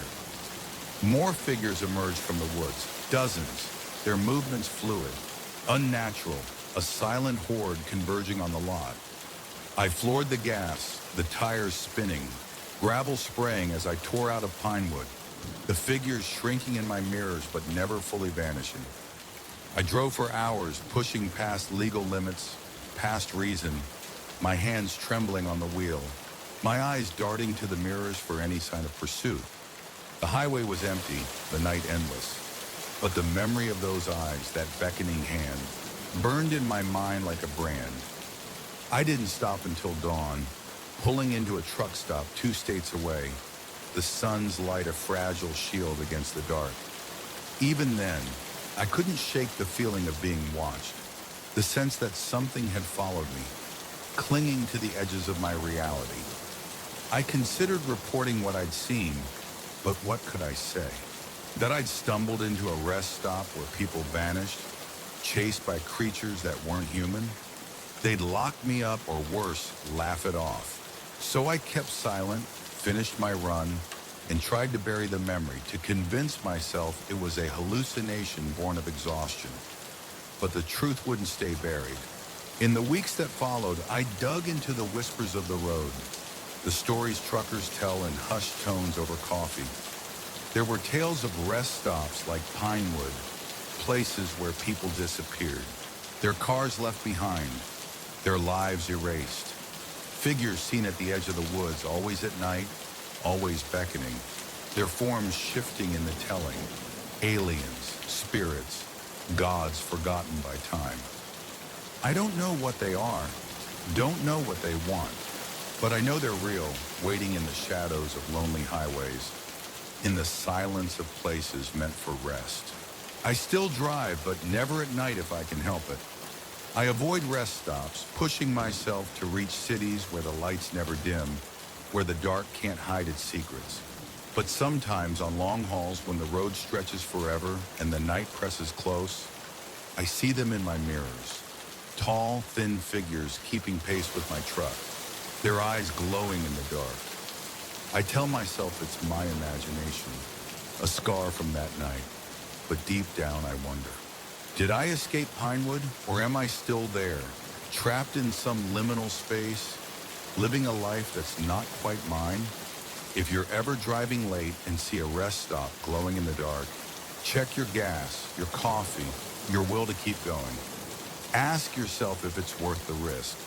Because some places aren't for resting, they're doorways to things we weren't meant to meet. And once you see them, once you answer their call, you may never find your way back. Keep driving, no matter how tired you are, and pray the shadows don't follow. The desert night was a shroud, its vast emptiness swallowing sound and light, leaving only the thin pulse of the highway to mark the world's existence. My name is Mike Callahan, and for 20 years I've driven the long hauls. My life a rhythm of diesel and asphalt, hauling freight from one coast to another. I'd seen the road's secrets, phantom lights flickering in the distance, storms that materialized from clear skies, whispers of things that haunted the edges of perception. But nothing in my decades behind the wheel could have prepared me for the night I answered a desperate call on the CB radio, a plea that led me to the abandoned Starlight truck stop, where the line between reality and nightmare blurred, and something ancient and hungry waited in the dark. It was a typical run, Seattle to Miami, my rig loaded with electronics that hummed faintly in the trailer. Their circuits a quiet companion to the road's solitude. The Nevada desert stretched around me, a sea of sand and scrub under a sky devoid of stars, the air heavy with the promise of secrets. The radio crackled, spitting out snippets of country tunes and trucker banter, a lifeline in the loneliness of 2 a.m. I was cruising at a steady clip, the miles melting away, when a voice broke through the static, raw and trembling with fear. Please, anyone, I need help. I'm at the old Starlight truck stop. Something's here. Oh God, it's coming back. Hurry. The transmission cut off, replaced by a dead hiss that sent a chill down my spine. At first I thought it was a prank. Kids messing with the channel. A common enough game on quiet nights. But the voice's desperation, its edge of primal terror, clung to me. A hook in my thoughts. I tried to respond, my thumb pressing the mic. This is Callahan at mile marker 237. Who's this? What's your situation? No answer, just that eerie static, like the breath of something vast and unseen. I knew the Starlight, a relic from the glory days of Route 66, a neon-lit oasis of greasy food and cheap coffee, shuttered years ago when a new highway bypassed it. Now it was a crumbling husk, its bones reclaimed by the desert's relentless hunger. Reason told me to keep driving, to leave the call to someone closer, but 20 years on the road had taught me a truth. Out here, in the vast emptiness, a trucker is sometimes the only hope a stranger has. With a muttered curse, I flicked on my blinker and took the next exit.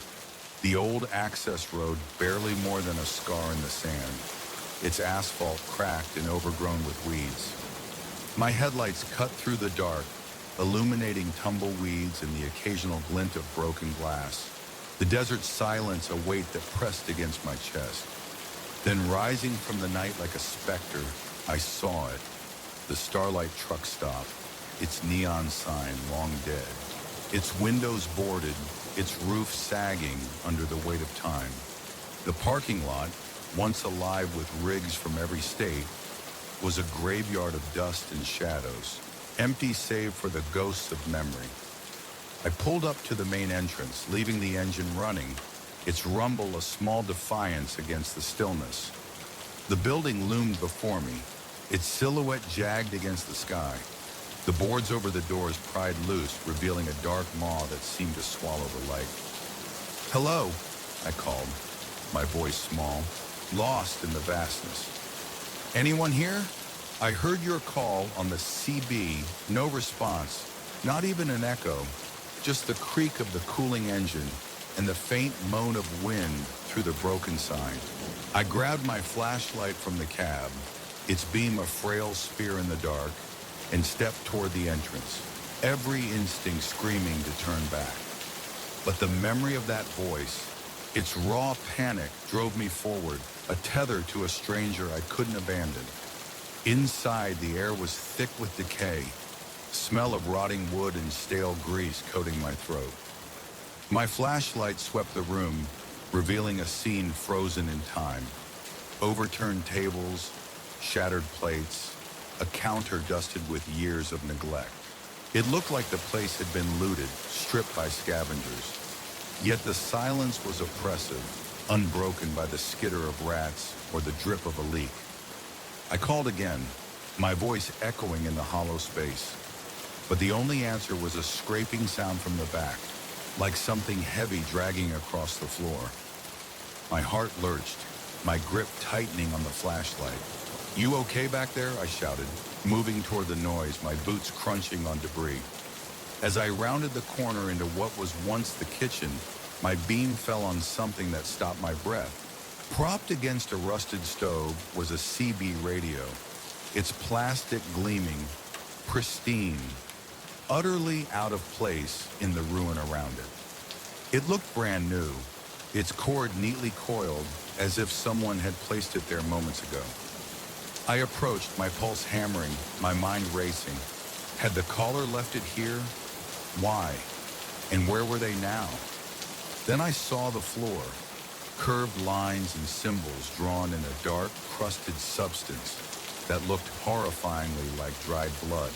My stomach twisted, the air growing colder, heavier, as if the room itself was exhaling a warning.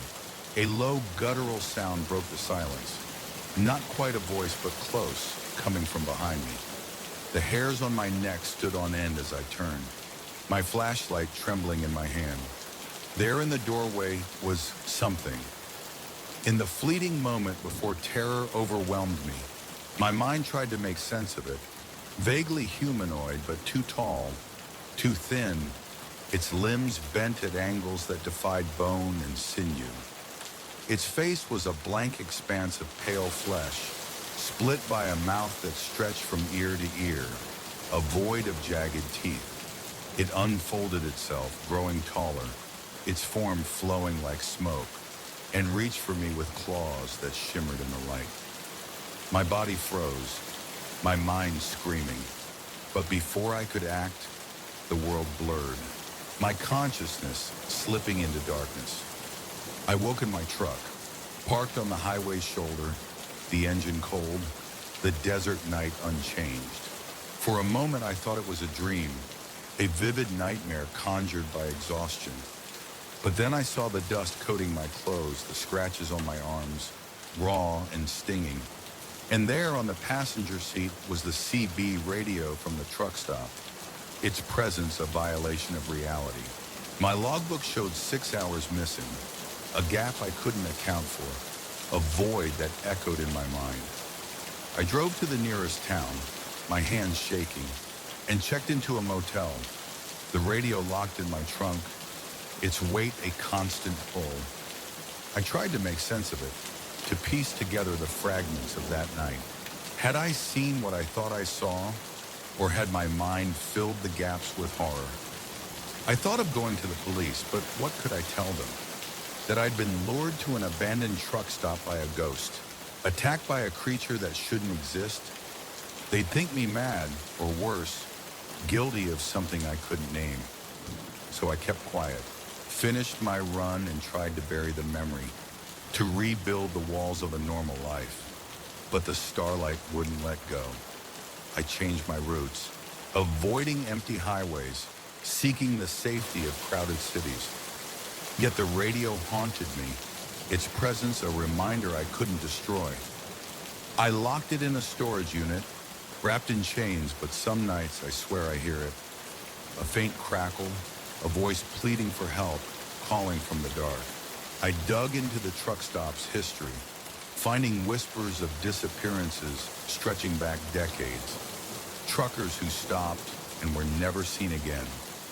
Legends of burial grounds and doorways to other worlds. I don't know what's true. Don't know if what I met was real or a fracture in my mind, but I know it's out there, waiting in the shadows of forgotten places.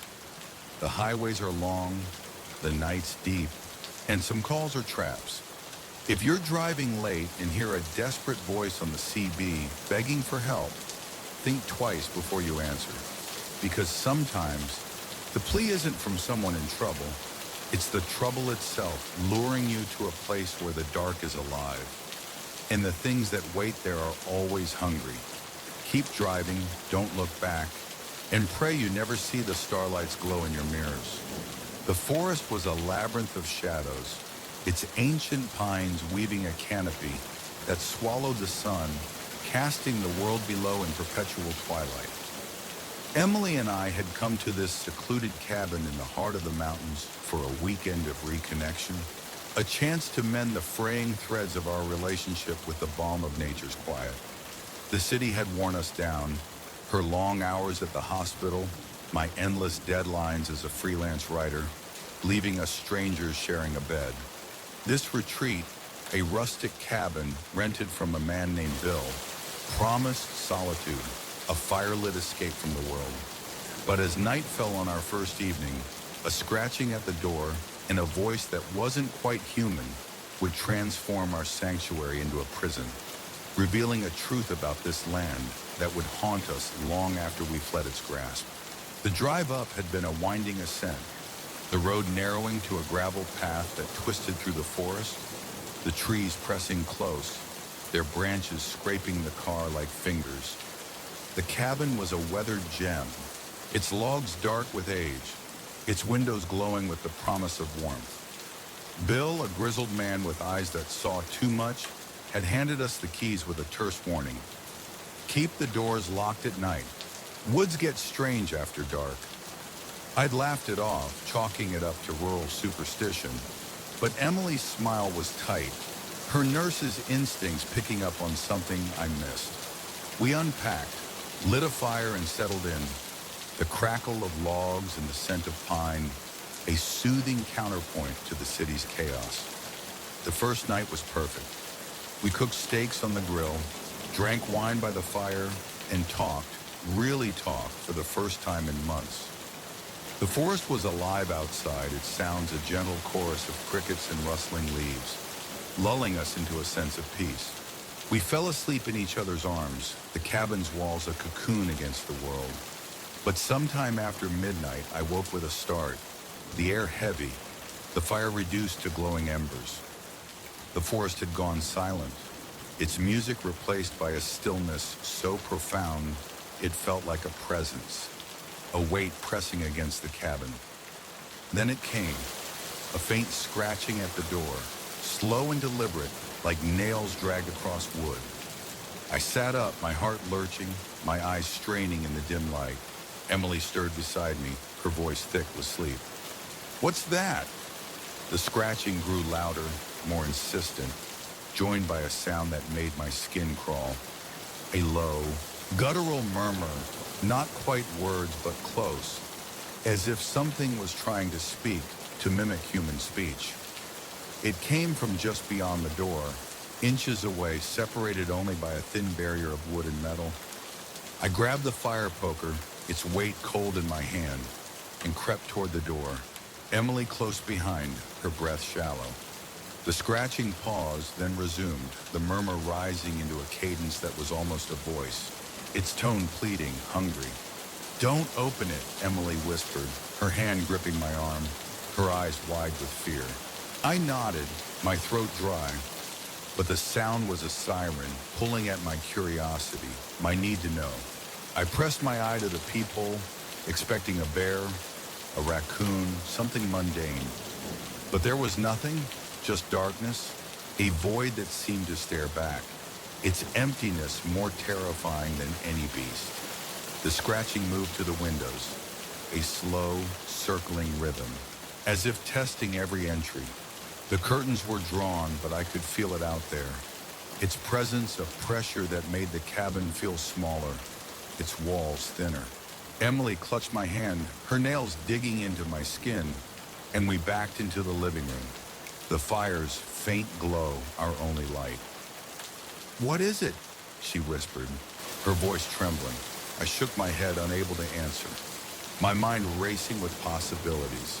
Animal, prankster, something worse.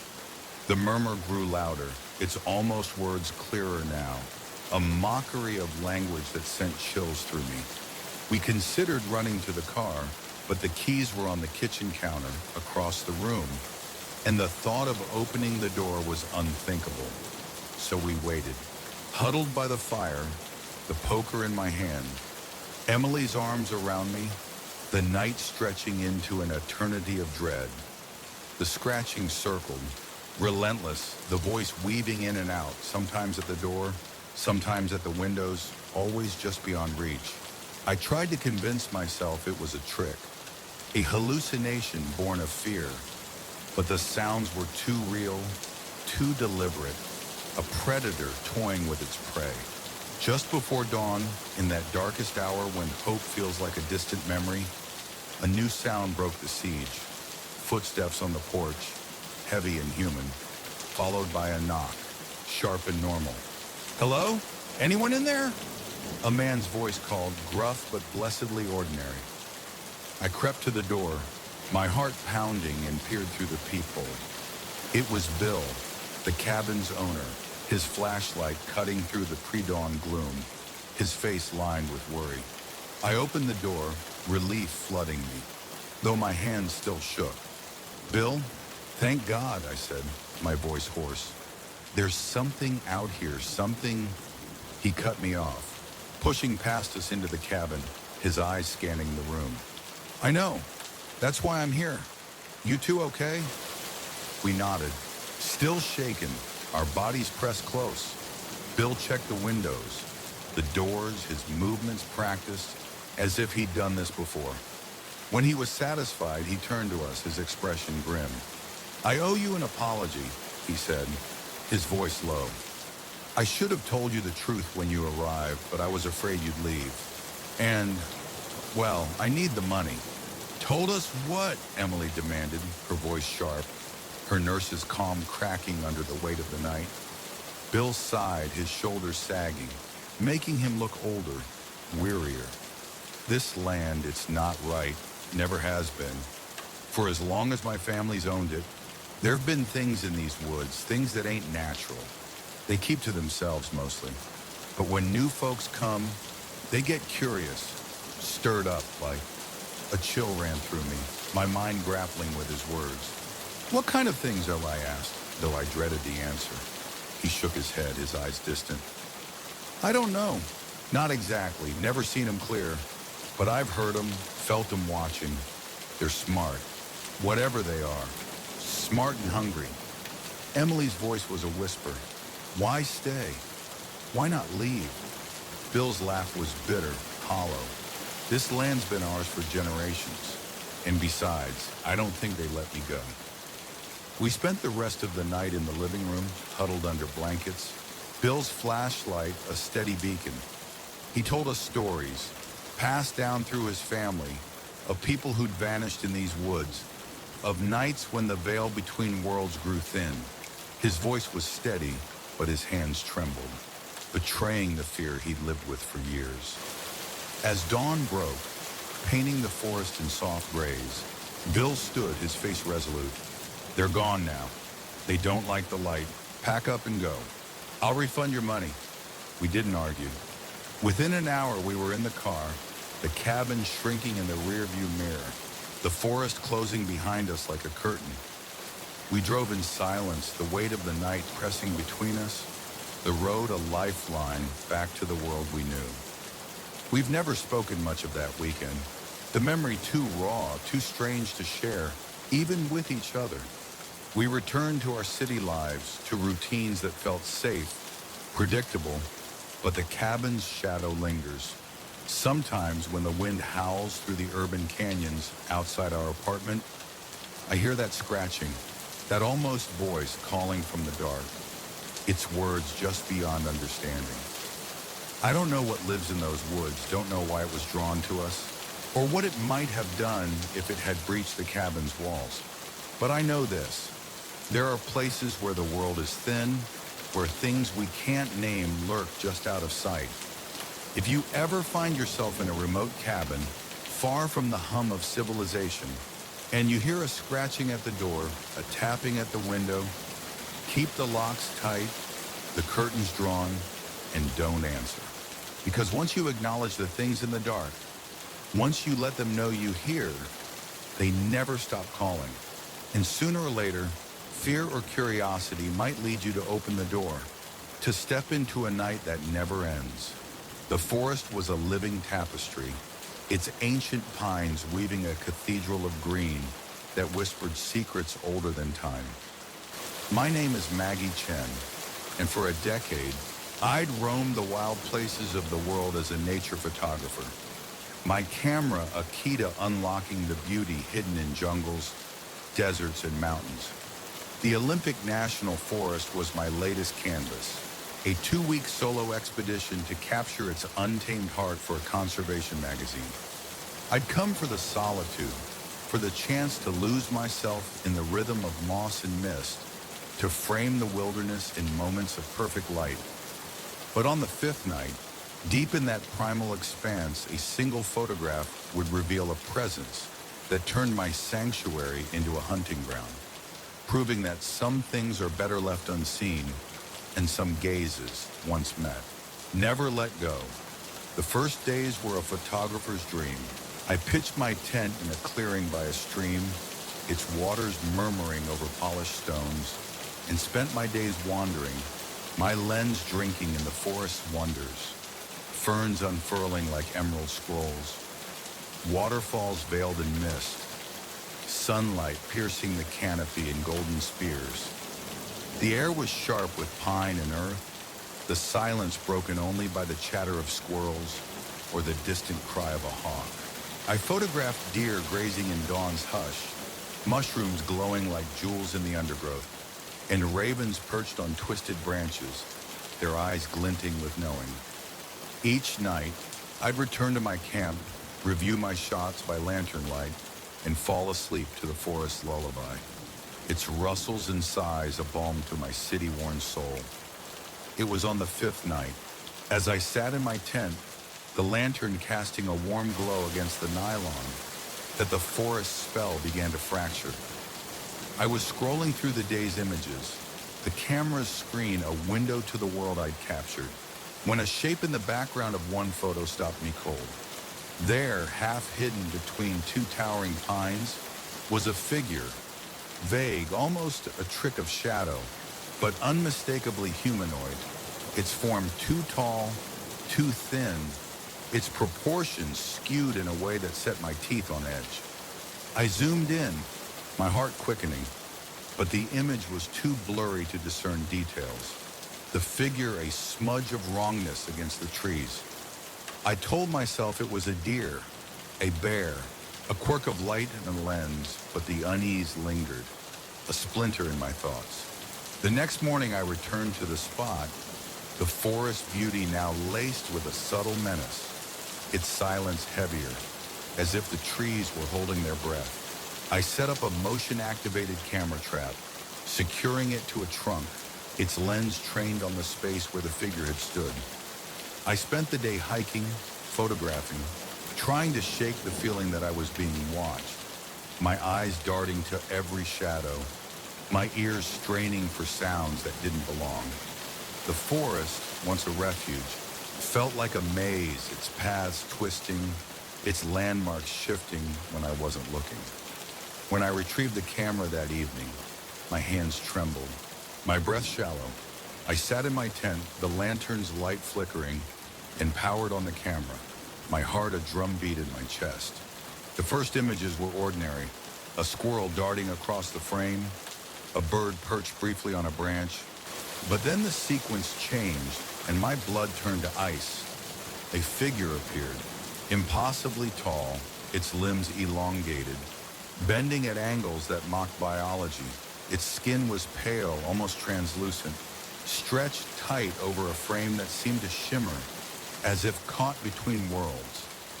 Its face was a void, featureless, save for two large dark eyes that caught the camera's flash like mirrors, glowing with a predatory hunger.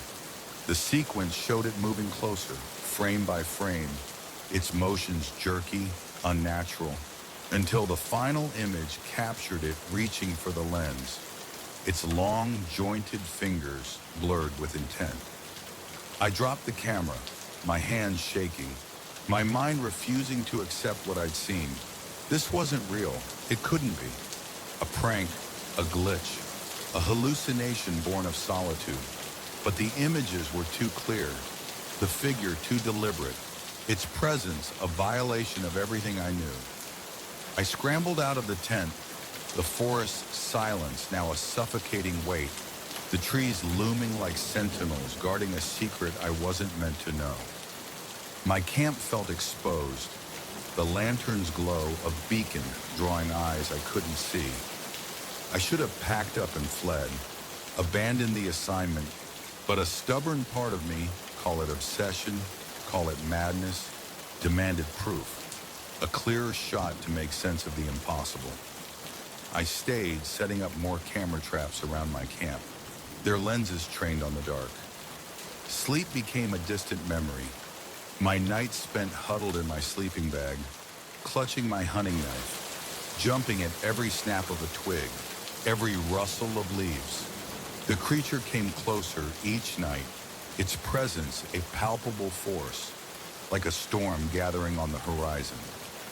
My cameras captured it, circling my tent, slipping through the trees with a fluid grace that was both beautiful and terrifying. I found its traces in the morning, footprints in the soft earth, long and narrow, with toes that curled like claws. Branches snapped at heights no animal could reach, a tuft of coarse, gray hair caught on a thorn.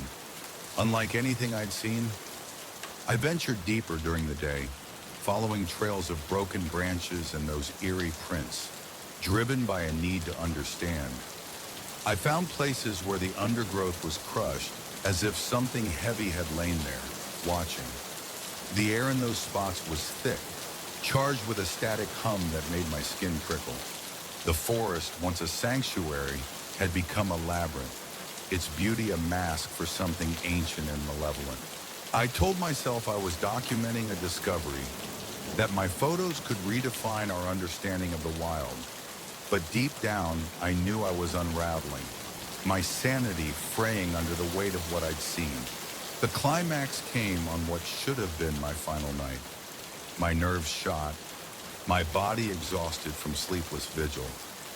I'd set up my cameras for one last attempt, hoping for a definitive image, a proof I wasn't mad. I must have dozed off because I woke suddenly in the pitch black of my tent, the forest's usual sounds, crickets, owls, the whisper of wind, gone silent, replaced by a stillness that felt alive, predatory. Something was outside, its presence a weight that pressed against the nylon, making the tent feel like a trap. I heard it moving, soft but deliberate, circling, sniffing, the sound so close I could almost feel its breath. I lay paralyzed, my knife useless in my grip, my heart hammering so loud I was sure it could hear. The zipper of my tent began to move, inch by agonizing inch, the sound of slow torture. I watched, eyes wide in the dark, as the opening widened. revealing nothing but blackness beyond. Then a hand slipped through, not human, not animal, but something else. Its fingers too long, too many-jointed, pale as moonlight and trembling with purpose. It paused as if savoring my fear, then reached for my camera which lay beside my sleeping bag. Survival instinct shattered my paralysis. I lunged, snatching the camera away, and kicked at the tent wall, tearing through the fabric with a desperate heave. I tumbled into the night, the cold air a shock against my skin, and ran, clutching the camera to my chest. The forest was a chaos of shadows, branches whipping at my face, roots snaring my feet. But I didn't stop. Behind me, I heard it pursuing, not running, but moving with a terrible swiftness, a shadow flowing through the trees like liquid darkness. Its presence was a pressure, a hunger that drove me forward, my lungs burning, my legs screaming. I don't know how long I ran, time dissolving into a blur of terror, but finally I saw lights ahead, a ranger station, its glow a beacon of salvation. I burst from the tree line, gasping, sobbing, collapsing as I reached the door. The ranger on duty, a weathered woman with kind eyes, took one look at my torn clothes and wild expression and ushered me inside, locking the door behind us. I babbled my story, the words spilling out in a frantic rush, but her face remained skeptical, her questions gentle but probing. Had I been alone too long? Was I dehydrated, hallucinating? When they asked to see my camera, I handed it over with trembling hands, certain the images would vindicate me. But as I scrolled through the photos, my heart sank. Where there should have been dozens of shots of that otherworldly being, there was nothing. Just trees, shadows, the mundane beauty of the forest. Even the photos from that final night, the ones I was sure had captured that pale hand, were gone, replaced by empty frames. I stared at the screen, my mind reeling, the ranger's concern deepening. Had I imagined it all? Had solitude broken me, conjuring horrors from the depths of my psyche? But then, in the very last image, I saw it, barely visible. Half hidden behind a tree, a figure, tall and thin, its form blurred but unmistakable. And though the photo was grainy, I could swear it was smiling, its mouth a slash of darkness that stretched too wide. I shut off the camera, my hands shaking, and refused to look again. I never returned to those woods. The magazine received a sanitized version of my story, spooked by wildlife, equipment malfunctions. And the photos I submitted were carefully curated to show only the forest's beauty. But the truth lives in me, a shadow that darkens quiet moments. Sometimes when the wind whispers through the trees outside my apartment, I hear that silence again, feel those eyes watching from the dark. I wonder if it's still out there, in the deep wilderness, waiting for the next soul to wander too close. The forest is vast, its secrets older than humanity, and some things are not meant to be captured. If you're ever in the wild, setting up your camera for that perfect shot, pay attention to the shadows between the trees. If you see something that doesn't fit, something that makes your skin crawl, don't try to photograph it. Run and don't look back. Because once it knows you've seen it, it never forgets. And sooner or later it will come for you.